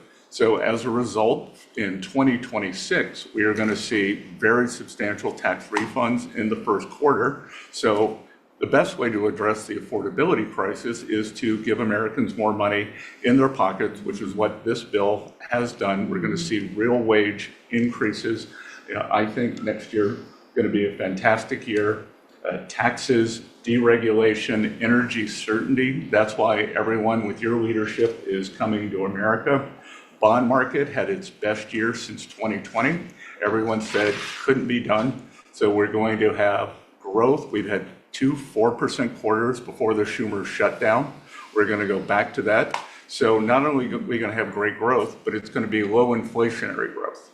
And stock market obviously is following, but next year is going to be the year for Main Street as all this kicks in. And you came in, immigration, I called it the 3 I's: immigration, interest rates, and inflation, that were killing the American people. Close the border, the promise kept. Interest rates are down, and 10-year bond, again, best year since 2020, and inflation led by energy prices is going to roll next year. I think it's going to be a fantastic year. We can look back, be very proud of this year, but I think 2026 is going to be great for the American people, thanks to you. It would be great. Thank you very much. Mr. Vice President. Thank you, Mr. President. It's an honor to serve with this great team that you've assembled. And I just want to pick up on something you said, Mr. President, because you hit the nail on the head, that it is absurd that Democrats talk about an affordability crisis that they created and the people around this table work every single day to address. You'll hear a lot of statistics today. You hear a lot of statistics in our political conversation. Oh, VP Vance. I can't wait for Pam Bondi. Is that under the Biden administration, It's going to be good. The average American family lost over $3,000 of household income. And under the first 10 months of this Trump administration, they have gained over $1,000 of household income. What that says very clearly is that we are fixing the problem that Joe Biden and the Democrats created in the last administration. If you look at every affordability crisis that's confronting the American people today, it is traceable directly to a problem caused by Joe Biden and congressional Democrats. Why did homes get so unaffordable? Because we had 20 million illegal aliens in this country taking homes that ought by right to go to American citizens. Why did tax bills get so unaffordable? Because Democrats were raising taxes while congressional Republicans under the president's leadership, we're now cutting taxes. Why did food get so expensive? Because we printed trillions of dollars and threw it into green scams that made our agricultural economy suffer while Americans were paying higher prices for food. On every single one of those issues, Mr. President, I think we've made incredible progress. But it would be preposterous to fix every problem caused over the last 4 years in just 10 months. I think that we've done incredibly good. But what I see over the next year, and you heard Brooke talk about joy and gratitude. What I really think this season represents for me, and I think for the entire administration, is that we have now done incredible work to fix what Joe Biden broke. And I think the next year in American growth and American prosperity could be the best year that we've had in the United States of America. It's going to happen because we're all working hard. It's going to happen because we have the greatest country in the world. But I think for congressional Democrats in particular, if they want to talk about affordability, they ought to look in the mirror. We are fixing what they're broken. We're proud to do it. It's the job that we were elected to do. But I think 2026 is going to be the year where this economy really takes off. Thank you very much. Thank you, sir. Great. Yeah. President Trump, thank you for talking about Sarah. Heartbreaks for her family. And Andy, is doing well. His parents, Melody and Jason, wanted me to tell you, and I was with them yesterday in the hospital. He's a miracle. I was there when the surgeons came in, and they wanted you to know this. He's a miracle, and if everyone in this country can continue to pray for that family. He's got a long road ahead of him, but he is a miracle. And of course, our DC initiative is led by our amazing, and the monster will be held accountable who did this. Our marshals, of course, are leading the DC Safe effort. We have made over 7,000 arrests at your direction. DC is safe again. Working with everyone around this table, Pete and everyone. Scott and I were in Memphis together last week, and everyone, and Bobby, your HHS, doctors and medics are on the ground to help people in Memphis and DC. In Memphis, we've made over 3,500 arrests so far, and Homeland Security, Christy, you've been instrumental in this. But it's everyone working together as a team. We even have Treasury agents out there. It's unbelievable, on the ground in DC and Memphis. Of course, law enforcement first, FBI, Kash Patel has led the FBI. We have a 100% increase in the arrest of violent criminals, thanks to your leadership. But I don't trust Kash Patel. DEA, led by Terry Cole.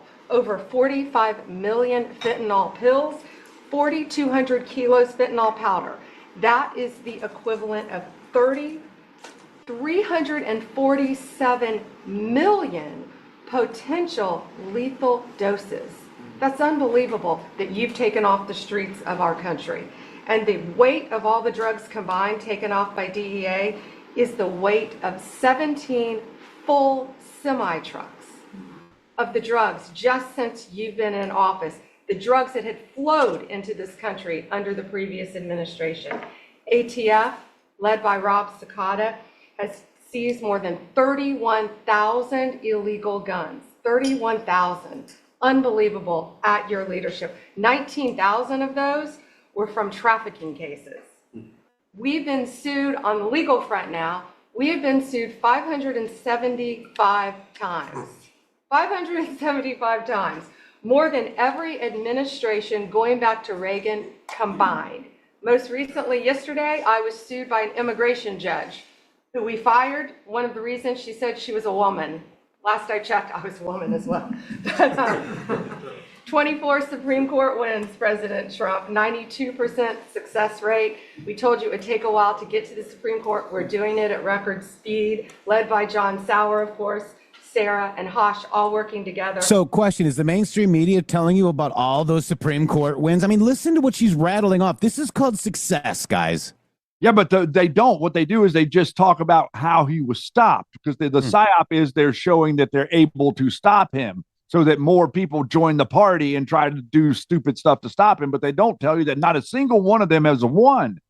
None of them have beat him. They've not beat him on any front. And as a matter of fact, this whole Comey thing, it looks like we're getting ready to go right back around the horn with this. They're going to indict him again. Apparently next week it'll be, they're already putting together the grand jury, and I think it's going to be in Florida, Shady Groove. And I think that you're going to have a lot more success in Florida, sir. Yeah. And this is what you call this. That's why we listen to this, okay? We're going to go back to, they call her Scam Blondie, Shady. I know. I call her Attorney General Pam Bondi. She's amazing. Here we go. I call her the greatest attorney general we've ever had, along with the greatest FBI director we've ever had. Oh, but I don't trust Kash, Shady. Oh, I do. Even though, what was that Q post? Kash Patel, name to remember? Oh. I'll take Kash Patel in a bunker over any single human being in Flynn Galt any day. Immigration, we're winning. Nationwide injunctions, ending DEI funding, working to secure that our federal workforce is aligned with your America First agenda, representing pretty much everyone in this room. We met with your general counsel yesterday, Doug, working with everyone. It's nonstop. ICE, of course, we're winning there with Christy. We're Brooke, SNAP benefits, won there. Marco, USAID. Pete, National Guard, of course, going nonstop. Our U.S. attorneys are fighting violent crime, working around the clock to make America safe again, which was your directive. Our Civil Rights Division, suing Gavin Newsom 3 times now, Prop 50, keeping boys out of girls' sports, and in-state tuition for illegal aliens. We've sued over election integrity, We are litigating major universities with Linda. Thank you, our Civil Rights Division, for everything that you've Listen, done Linda. to Listen, end Linda. DEI in our schools. Our Civil Division fighting sanctuary cities every single day. And of course, our Antitrust Division with Google, major settlement. Our attorneys are working on terrorism, TDA, MS-13, Antifa, President Trump. We've charged more than 500 defendants with assault on federal officers thanks to your directive. Now, those screaming and reeing about arrests, these are what you call arrests, Shady, are they not? Yes, they absolutely are. We're talking over 30,000 arrests. 30,000, bro. Now, let me ask another question. These people that are being arrested, like Antifa and the gang members and all that, did they help and aid the Democrat Party? They did. Oh, so we are seeing arrests. Do you understand? From bottom to top. Yeah, in other words, they're not going to be in the streets screaming and yelling and protecting trannies trying to dance in front of your children. So now the Democrat Party is protecting illegal aliens, drug trade. I mean, my God, people, they've lost their way. The old guard is dead, Shady. The old guard is dead, and it's really couldn't be happening at a better time, because now a lot of these people have been exposed on the internet as, foreign countries that are like, acting like they can tell you what to think in America. Well, all of that's been exposed too right now at this particular juncture in time. And I got a feeling that 2026, listen, you're going to see things you've never seen. Linda. You're going to see things that you have never seen before. I want to highlight that. Oh, go ahead. Weak people don't have a stomach for it. They don't. And Maggie says Antifa is the foot soldier of the Democrats. Yes, and they're funded by the globalists that want to tear down tariffs, that want to tear down your country, that want to change your culture. Guys, remember, they all have foundations and institutes for a reason. Stupid. We've all figured it out. We see through it. That should be what you're talking about, is like what we're seeing here today, not the weird crap on X. I know we call them Antifa, but what you're really seeing is ISIS in disguise. Yeah, and Q pointed to that as well. Here we go. And also, we have dropped countless cases against Americans that were prosecuted under the Biden administration, including J6, COVID, FACE Act, and more. And as everyone knows, we cannot talk about pending grand jury investigations, but no one is above the law, and that includes what happened in Arctic frost. I hope everyone has a very Merry Christmas, Happy Hanukkah, and Happy Holidays. Thank you for fighting. Did you hear that, Shady Girls? I did. It tickled my ear. I might have drooled a little bit, Shady. Yeah. Keep the camera focused here. Don't go to eye shots. That's right. For our country. Thank you very much. Please. All right. Well, thank you, Mr. President. Thank you for allowing me to be at this table.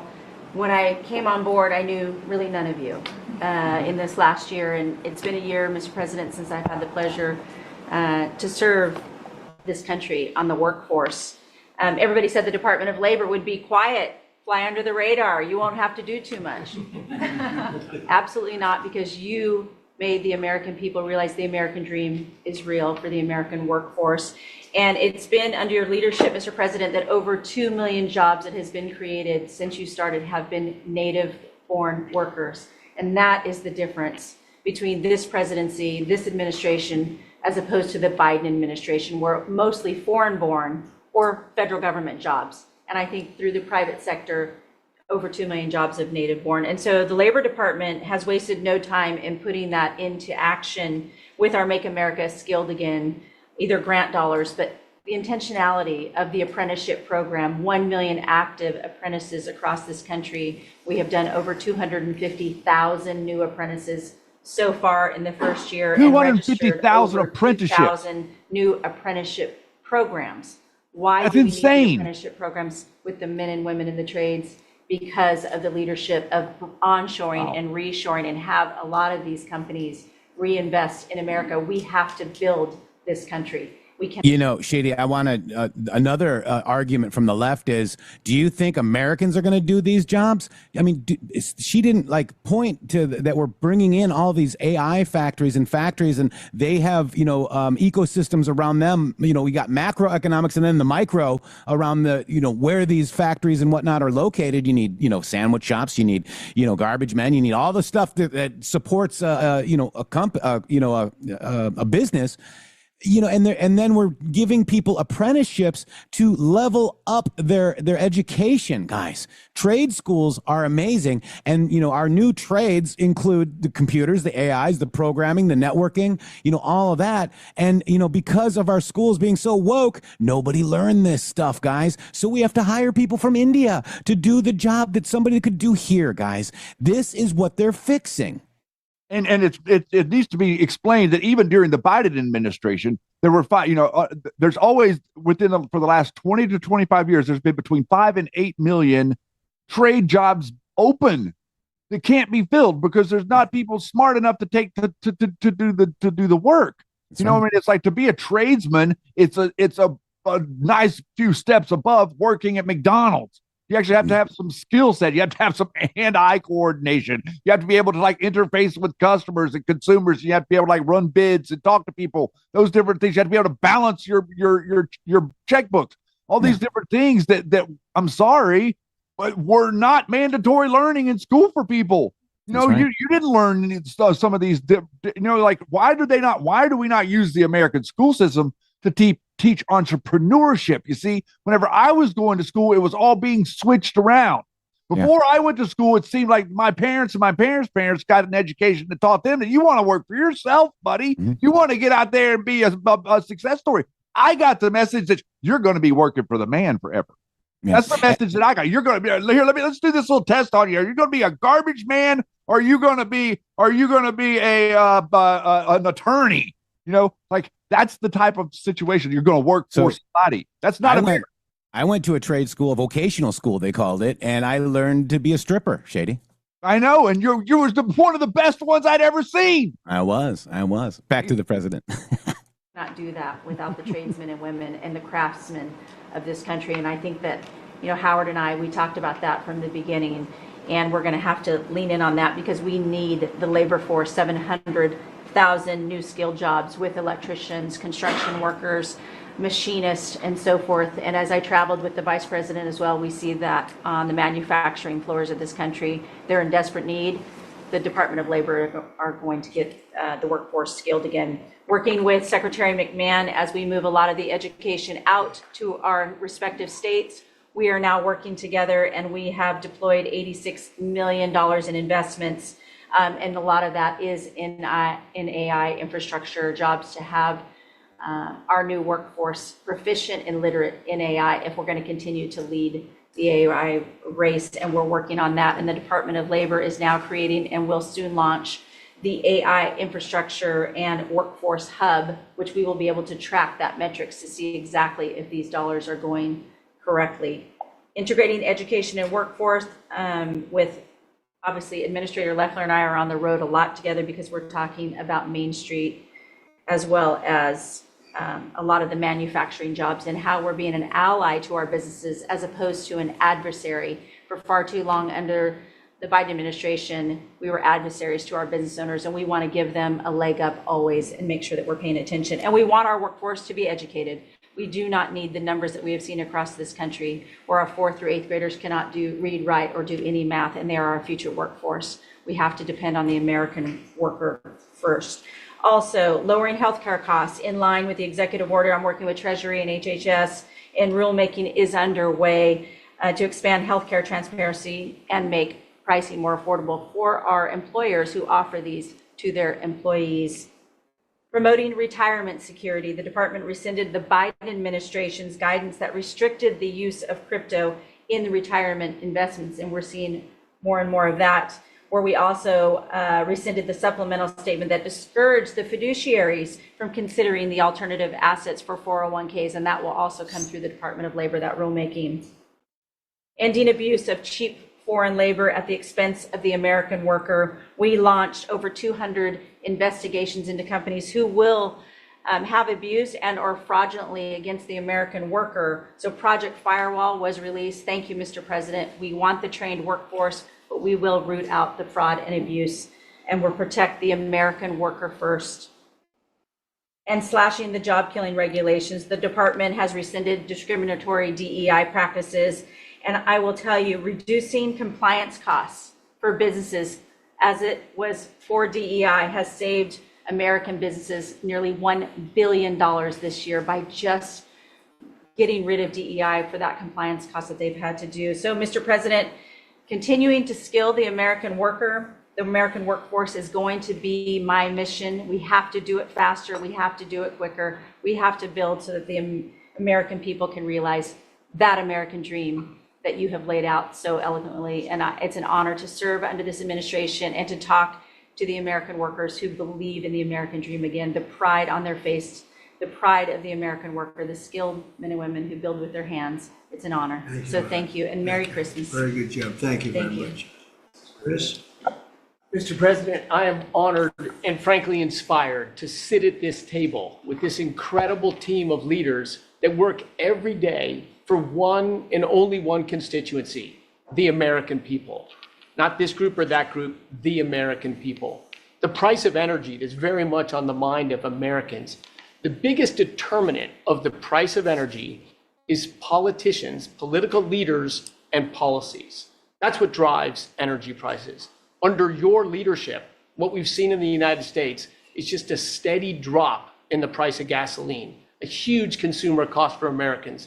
As you mentioned early on, well below $3 a gallon right now and trending downwards. There are a number of stations in the heartland of America with $1.99 signs flying today. That's simply impossible without the leadership and changes you've brought. Now, of course, you can go to California, where the average price of gasoline is between $4.50 and $5 a gallon today in California. That's just bad political leaders there and bad policies in California. And taxes. And taxes. Taxes they charge on gasoline are just insane. Terrible. And electricity prices is a very parallel story, but it's a bigger moving ship, so the changes are a little bit slower. But Americans are outraged at roughly 30% rise in the average price of electricity across this country. But everything we are doing together is going to reverse that. Not just stop the rises, but start a downward trajectory in electricity prices. And I can say that with confidence, not because we think these policies will work. We know these policies will work, and I'll get to that in a second. We're going to stop closing power plants. We've already done that, of course. Stop closing the coal power plants and natural gas plants that were shut down. We've got over 30 gigawatts of generators just sitting there today, not allowed to run. Well, of course, we're fixing that immediately. We're going to bring on from our existing grid tens of gigawatts more capacity that'll drive down the cost of electricity. But if we look at the last 5 years to see what works and what doesn't work, the most Trump-aligned policies in the electricity sector were by, no surprise, one of your cabinet members, Secretary Burgum, for 8 years governor of North Dakota. Over the last 5 years, production and demand for electricity in North Dakota grew 35%. Think what data center boom's going to do. And what happened? Electricity prices went down. Didn't rise slowly. They actually went down those 5 years. That's the answer. Trump-aligned energy policies increased demand for electricity. Nebraska and Texas, more Trump-aligned states, had significant growth in demand for electricity. They had electricity price rises, but well below the price of inflation. Unfortunately, Biden brought all of us a lot of inflation. If you look at the other end of the spectrum, California, New York, Massachusetts, Connecticut, Maryland, I could go on. What happened in those states? Policies and politicians that forced the building of unreliable electricity generation, which requires new infrastructure and transmission lines. And what happened? Today, they produce less electricity than they did 5 years ago. A lot of spending money and less electricity. What does that mean? Of course, much faster rises in the price of electricity. Blue states have had 1.5 times faster rise in electricity prices than red states. Red states alone, less than inflation. We need to bring those policies. You are bringing those policies to the national level. We hope the blue states will come along with us, but your policies are going to start the decline of electricity prices nationwide under your leadership. Just bringing back common sense. So thank you for allowing me to be part of this team. For people here who are focused on winning, special thanks to Howard and Scotty who were there with me to see the Denver Broncos win on Monday night. Now we want nationwide wins on energy for 3 more years. And we're doing more energy production than we've ever done by far right now. records across the board. It'll continue to be reset every year you're in office. Thank you very much. Well, Mr. President, thank you for giving me a very interesting job. Some days it's a little controversial too, but it's been an honor to work for you. You are a great American. The fights that you pick are the right fights, and they're always on behalf of this country. So I appreciate the chance to do this job heading up this department. If you think about what Joe Biden did with the Department of Homeland Security, he used this department to invade the country with terrorists. He opened up the borders, let anybody come in that wanted to. He put them on airplanes. He let them through our airports. If they could figure out a way to get to our shores and in our country, he just opened the door and invited them in. So it's our job to get them out.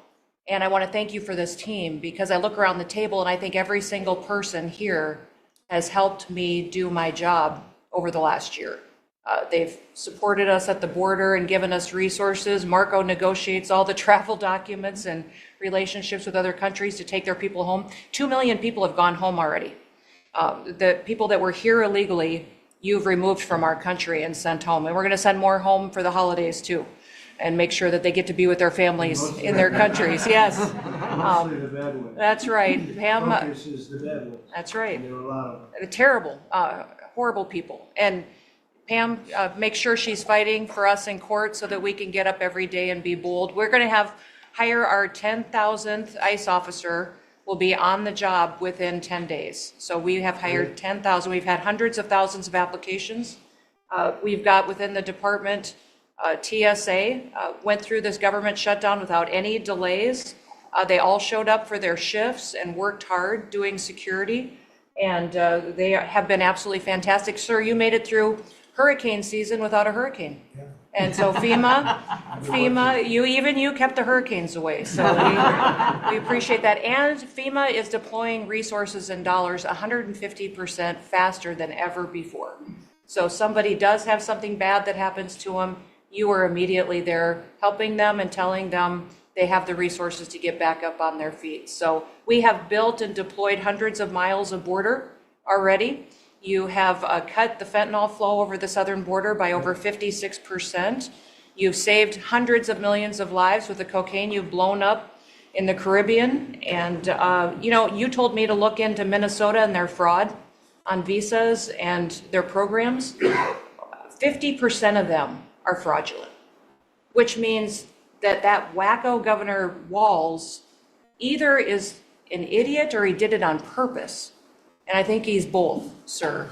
He brought people in there illegally that never should have been in this country, said they were somebody that they're not. They said they were married to somebody who was their brother or somebody else.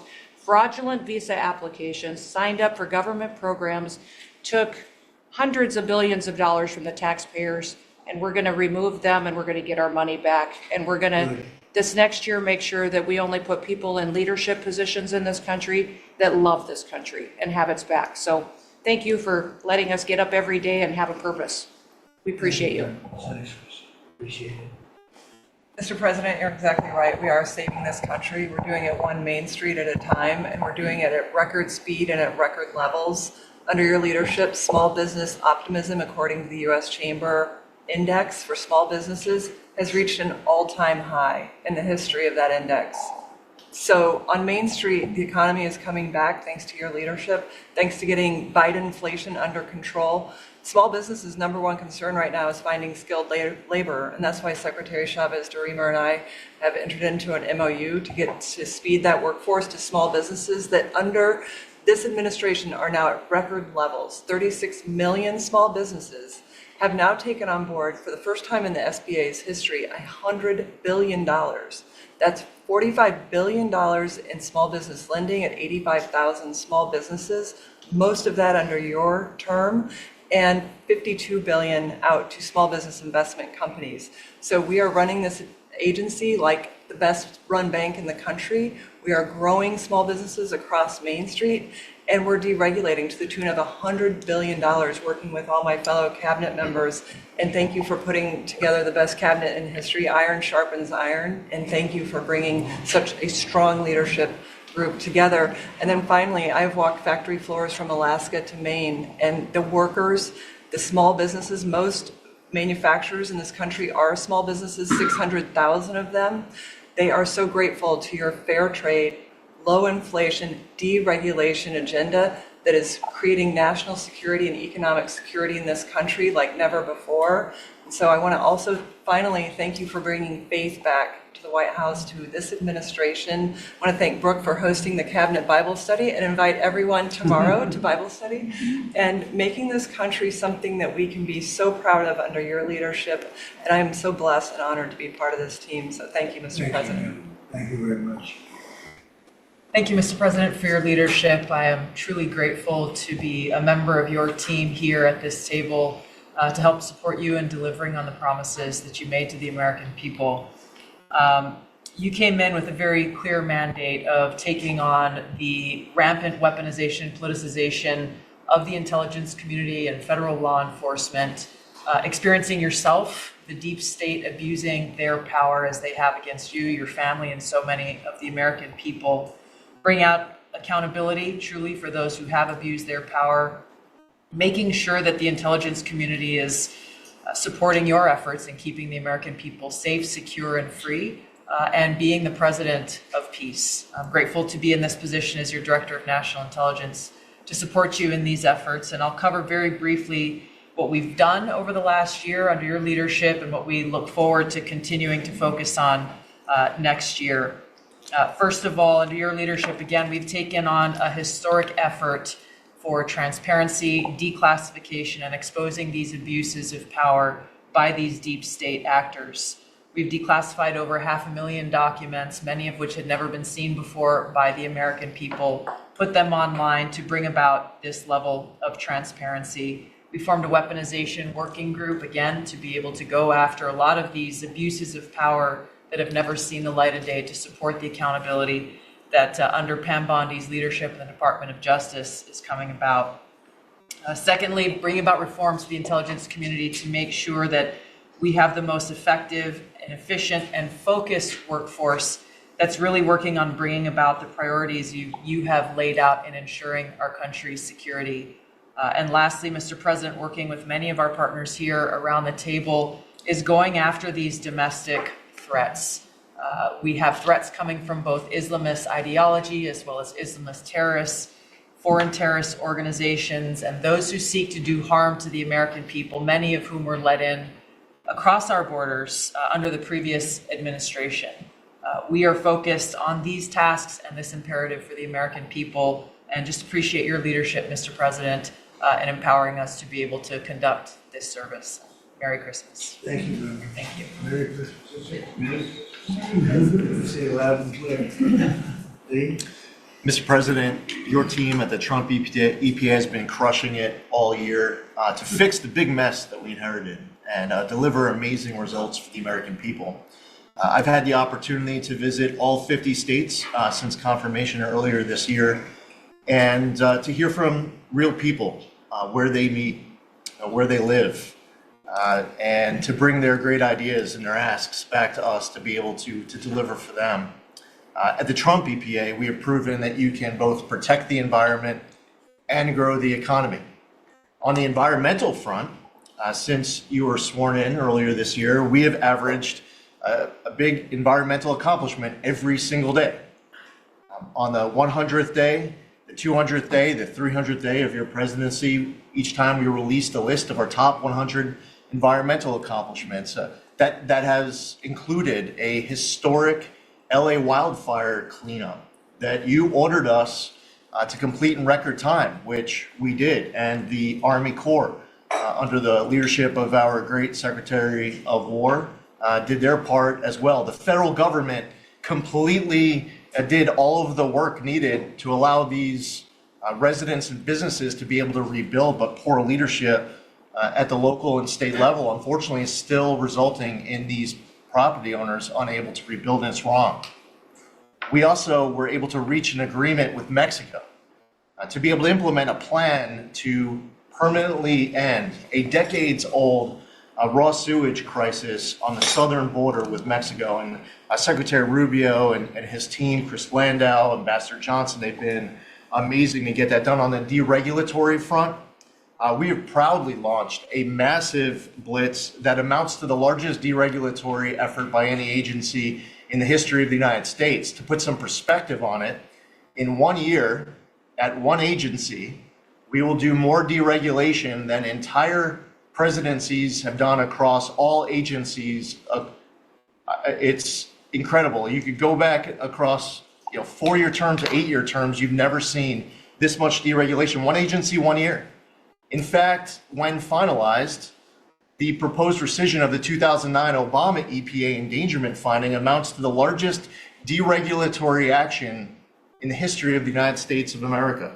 From fixing the agency's definition of waters of the United States, which is important for our farmers, our ranchers, and other landowners, to the effort to end electric vehicle mandates and promote consumer choice, eliminating regulations designed to eliminate entire sectors of our energy economy. We're thinking big and we're delivering big. We have reduced terrible derailments on diesel exhaust fluid systems. We're getting water moving faster, new pipelines and power plants built, and we're helping to unleash energy dominance. Mr. President, on the operational front, we have significantly reduced the size of the agency workforce, and we are accomplishing more with less. It's all about priorities, and our focus is on fulfilling our statutory obligations, helping to fast-track project approvals that were taking way too long, and closely following the law, as well as key Supreme Court decisions like Loper-Bright to overturn the Chevron doctrine. We inherited massive backlogs that we have been eliminating all year long. We've been implementing your executive order to end COVID-era remote work. We consolidated real estate, canceled expensive media subscriptions, and closed the Biden EPA museum that none of you knew even existed. I'm sure none of you actually visited. To put it another way, in 2024, the Biden EPA obligated and spent over $60 billion All right, so in 1 we're year. kind of An going agency over our with- time a little bit. I'm just going to kind of scrub through some of this to see. Oh, we got RFK. Let's listen to RFK Jr. and then we might call it. Well, we got Rubio and all right, here we go. President, during this holiday season for empowering us, HHS, me, Dr. McCary, Jay Bhattacharya, and Dr. Oz, to change the trajectory of this agency towards public health in a way. The tradition of serving the mercantile interests of the medical industrial complex and the big pharmaceutical companies. 2 weeks ago, we ended, under your leadership, a 20-year war on women by removing the black box warnings from hormone replacement therapy. The medical cartel was telling women that hormone replacement therapy during menopause was dangerous for them. In fact, here's what the science said. It diminishes the risk of fatal heart attacks by 25%, cardiac disease by 50%, Alzheimer's by 35%, bone fractures by 50 to 60%. It improves appetite, it improves sleep, it improves energy, it improves happiness. There are tens of millions of women in this country who've been deprived of that therapy because of scientific malpractice by the medical cartel. We are now remedying that, and this remedy will now be available to all women who want it during one of the most difficult transitions of their lives. MFN is one of our greatest accomplishments. It would not have happened without you. You were the only person who believed in it. You drove us to get it done. We've now made agreements with the 5 biggest pharmaceutical companies. We have 12 more in the lineup to make agreements. By the time this administration leaves office, 95% of the drugs in this country we will have the lowest prices of any nation in the developed world. Americans are already getting the benefits from these. These companies are already lowering these prices dramatically, as you've noticed. And then this week, Howard at Department of Commerce and Jameson at the U.S. Trade Representative made a bargain with Great Britain to raise their drug prices in conformance with your promise that the Europeans would raise theirs to counterbalance us lowering ours, and therefore we would keep intact the ecosystem of innovation and protect innovation. So congratulations on that, Mr. President. When you first asked me to take this job, one of the first contacts we made was with a leading economics professor, health economics professor at Harvard. And we asked him what's the one innovation that we could do that would most dramatically improve the health care experience for the average American. And he said there's no contest, it's to get rid of prior authorization. Thanks to your leadership, we were able to convene the largest insurance companies in this country and do something that every administration, every Congress has promised for the past 30 years. We actually got it done. We convened the insurance companies representing 280 million Americans and got them to agree, most of them by January of 2026, for 2 months from now, remove prior authorization for most of their procedures, for all the procedures we want them removed from. And that means that American patients at the point of care will be able to get an answer immediately. If your doctor says you need knee surgery, you will know before you leave that doctor's office whether your insurance company will pay for it or not. Similarly, healthcare records, the tech industry has refused to share healthcare records. You asked us to change that. We convened the 60 biggest tech companies at a conference that you presided over about 2 months ago. We now did a secondary conference, which 400 leading companies have all come in and agreed to remove any kind of blockages where individual Americans can get their own health care. Americans own their healthcare records, yet they were not able to access them. And if you lived in New Jersey and you moved to Oregon and you got injured, you went to a hospital, you would have to spend maybe 45 minutes filling out forms on a clipboard, because your doctors there could not get your healthcare records. They couldn't get your blood type, your allergies, all the things that they ought to know immediately so they can save your life. Now that has all changed, and all these companies now have agreed to remove all the blocks on sharing healthcare records. Every American will have their healthcare records available on their cell phones. And it's already happening. In the last 6 months, there have been over 100 times the number of healthcare records shared by hospitals and during the entire previous administration. On deregulation, HHS proudly is now leading the pack, and thank you for your help on that, Russ. But today we announced the revocation of the nursing home rule, which was overburdening rural areas across this country, Indian reservations, with regulations that were going to destroy the nursing home industry in those communities. And that is going to be a $25 billion savings.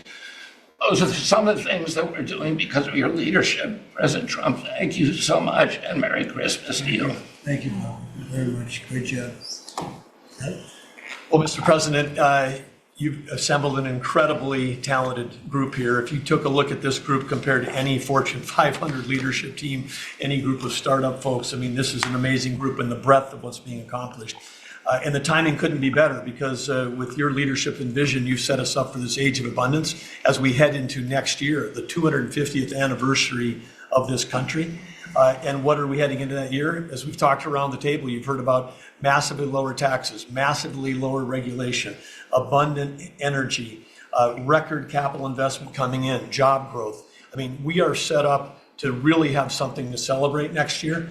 And I just, again, want to say thank you to everybody around the table. You gave us one big assignment in Interior. Of course, Interior, the largest balance sheet in the world. In the Department of Interior, if it was a standalone company, 500 million acres of surface, 700 million acres of subsurface, over 3 billion of offshore from Guam to the Virgin Islands. And you said, we got to take care of that balance sheet. We got to develop those resources. And what have we done across that? Producing record amounts of oil, record amounts of gas. And again, we set out with a goal, energy diplomacy, sell energy to our friends and allies. We're exporting a record amount of energy to all of our friends and allies around the world. That's helping do that. And you're giving a gift to America as we head into this. You're giving us peace abroad and you're giving us prosperity at home. That bodes so well for our country. One small little gift that we're giving to all Americans from one teeny part of the interior, which is the national parks, is that not only are we keeping prices low for all American citizens, offering 10 free days for our national parks next year to coincide with our holidays, but also a $100 surcharge for non-residents. That is going to raise hundreds of millions of dollars for helping restore and preserve all of our best parks. So as we close out, then I want to also say a big celebration going on here in Washington, D.C. We've been thrilled to be part of the National Park Service, the U.S. Park Police, part of this great effort across a number of us on making D.C. safe and beautiful. This will be the safest, most beautiful capital in the world. We are doing so many things, whether it's hundreds of homeless camps, thousands of graffiti sites, cleaning up ponds and fountains, preparing this thing. The United States is never going to be performing better economically. It's never going to be looking better, just like the White House has never looked better, all because of your vision leadership. So again, thank you, sir. You've given an incredible Christmas gift to Americans by setting us up for an incredible 250th anniversary. That's very nice. Thank you, Jeff, very much. Marco? Well, thank you, Mr. President. First of all, this is a very talented team, as you've seen, and as you know, because you picked every single one that's on. You deserve tremendous credit for doing that. It's an honor to be in this role. It's also an honor to be involved in and be a witness to what I believe is the most transformational year in American foreign policy since the end of the Second World War, at least. And it's transformational because for the first time in a long time, we have a president who basically puts America at the forefront of every decision we make in our relations with the world. And that may sound weird to people, like, of course you always do. No, that hasn't always been the case until about a year ago. And I think we've all witnessed in our own respective spaces how in every interaction the president has with the world, the goal he has in mind is very simple. Does what you want us to do, or is it what or is it going to make us stronger? Is it going to make us richer? Is it going to make us safer? If it is, he's for it. If it's not, he's against it. If something's going to make America weaker or poorer or less safe, the president's going to be against it. And every single thing he has done in our foreign policy has been driven by the American people in mind. And I can go down the list. Why has he focused on mass migration? It's very simple, because no country is safe if you can just walk in without us knowing who you are into your country. We've seen the destruction that that's wreaking, not just in our own country, but the impact that it's having in Europe and in many other parts of the world. You talk about trade deals and the trade situation has been involved in. People, all this reporting on it. It's very simple. The president views the last 40 years as an era of which American workers and American farmers have been ripped off. They've been ripped off, and what he's saying is we want to have trade with the world, but it has to be a trade in which American businesses and American workers and the products they make and what American farmers grow and produce has a fair shot to be sold around the world. On issue after issue, that's been the case. You talk about foreign aid reforms. This is not our money. This is taxpayer money. When the president has said, we're going to do foreign aid, but we're going to do foreign aid for countries that are aligned with the United States and in a way that doesn't waste the taxpayers' money. Mr. President, you deserve tremendous credit for that. Many of us, the Vice President, by the way, I want to acknowledge, has played an extraordinary role in our foreign policy, and he too has been a witness to all of this as it's been occurring, and he's been a big part of it as well. You talk about NATO. The president's not against NATO. He went to NATO and basically said, look, you guys, we're paying all the money, and he got them to do the 5% commitment, which everybody said was never going to happen. It was impossible. Everything this president does is driven by the American people. Whether you don't have to agree with the actual move, but understand the motivation. The motivation is always you, the American people, and what's good for you, for your family, for the country, and for our economy. But the president is also committed to peace in a way that all of us have seen. He achieved in Gaza, and he does it, by the way, not just because he hates war and he thinks wars are a waste of money and lives, but because he's the only leader in the world that can. No other leader in the world could have pulled off what happened in Gaza. And I can tell you, I can't get into the details. The vice president knows what I'm talking about. That deal doesn't happen without the president's direct interaction with the leaders that were involved in this decision making.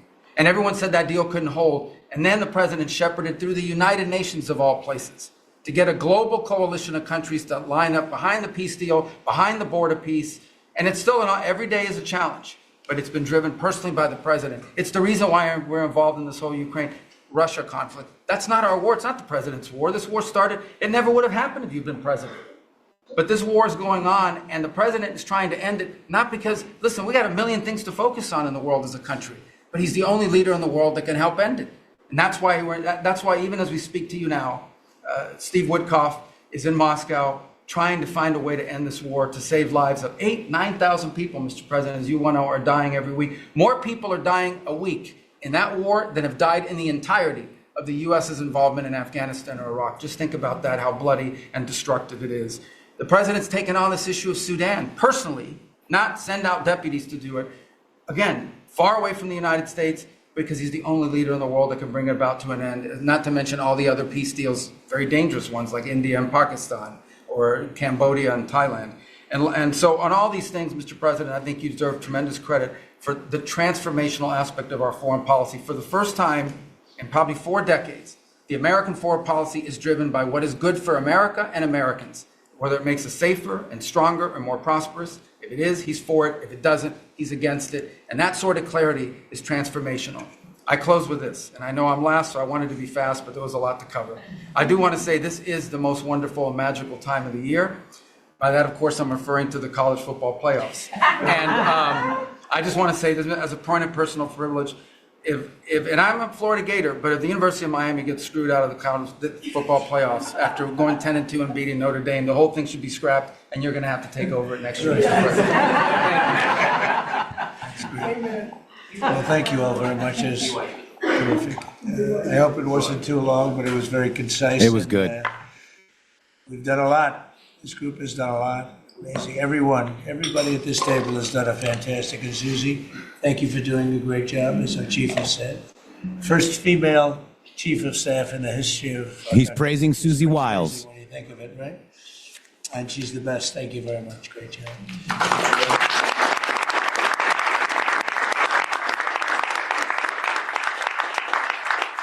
So after that, do you want to ask any questions? All right, so we're gonna go ahead and just stop it there. I wanted to just see, the rest of this. I'm sure they're gonna be reading. I did see one question, Shady Groove, in the in the chat there, saying that Trump is saying that nurses aren't professional. Okay, I am going to address that psychological operation right now. What does professional mean, Shady Groove? Does it mean that you're worthy of an appropriate or a professional person, you're competent, you're skillful or assured? That means that, it's a person engaged in a qualified and is qualified for a profession. That's what that means, right? Professional. I would think so. Okay. So he's not calling it that you're not non-professional. What's happening is the Trump administration, as part of implementing their one big beautiful bill, has adopted a definition of professional degrees for federal student loan purposes. It's economic, stupid. That excludes nursing programs. This decision means that the graduate level nursing students will face lower, not none, lower federal student loan borrowing caps than those fields specifically listed as professional. Now, this is what's happening. Oh, you're still going to get to be a professional nurse or whatever because you're getting paid. That means you're a professional and you have the qualifications. But this is the policy change. There's going to be loan limits. Students in the Department of Education classified professional are eligible for higher lifetime borrowing limit of $200,000. Graduate students in fields on this list, including nursing, face a lower lifetime limit of $100,000. Okay, if you can't get through nursing school for $100,000, you got problems. These changes primarily affect graduate students, not those pursuing undergraduate degrees to become an RN. The definition is used based on a longstanding federal regulation, guys. It doesn't mean that he's calling you non-professional. It's just an economic way of saying, hey, you guys don't need that much money. And there are other ways to get loans. There are grants, there are private loans, there's all this other stuff, but you are still professional as a nurse. It's just an economic labeling for paying for the education, Shady. Simple. All right. Thanks for the explanation. Yeah. Good. Awesome. Yes. Very good. All right. You want to wrap it up? I'd like to just say it to everybody out there. Thank you so much for supporting the show. What you're seeing here unfold is a dynamic that we could have never dreamed of. And what we have is an unbelievable team. If you want to talk about watching a movie with your comic book heroes, well, you're watching it. That's what we're doing every day. You just saw them all speak to you and tell you exactly what it is that they're doing in their particular field to make your life easier. It's not going to happen overnight. And anything that is worth anything is always going to take something. And so let's give them something. Let's give them the space and the air and the reverence to realize that they're doing something which is more than nothing, which was what everyone before did nothing. Now everyone is doing something, and before there was no problems, and now there are many. The reasons should speak to themselves. And we talked earlier about the psychological operations and, I don't trust this person, that person's bad, Epstein files, this is not going away, all this bullcrap. It's very important for these people to control the narrative. Break free. Think for yourself. And we love you guys. Shady Grove. InfoWars is dead. Yes, it is. And they were brought to light yesterday. God bless you all.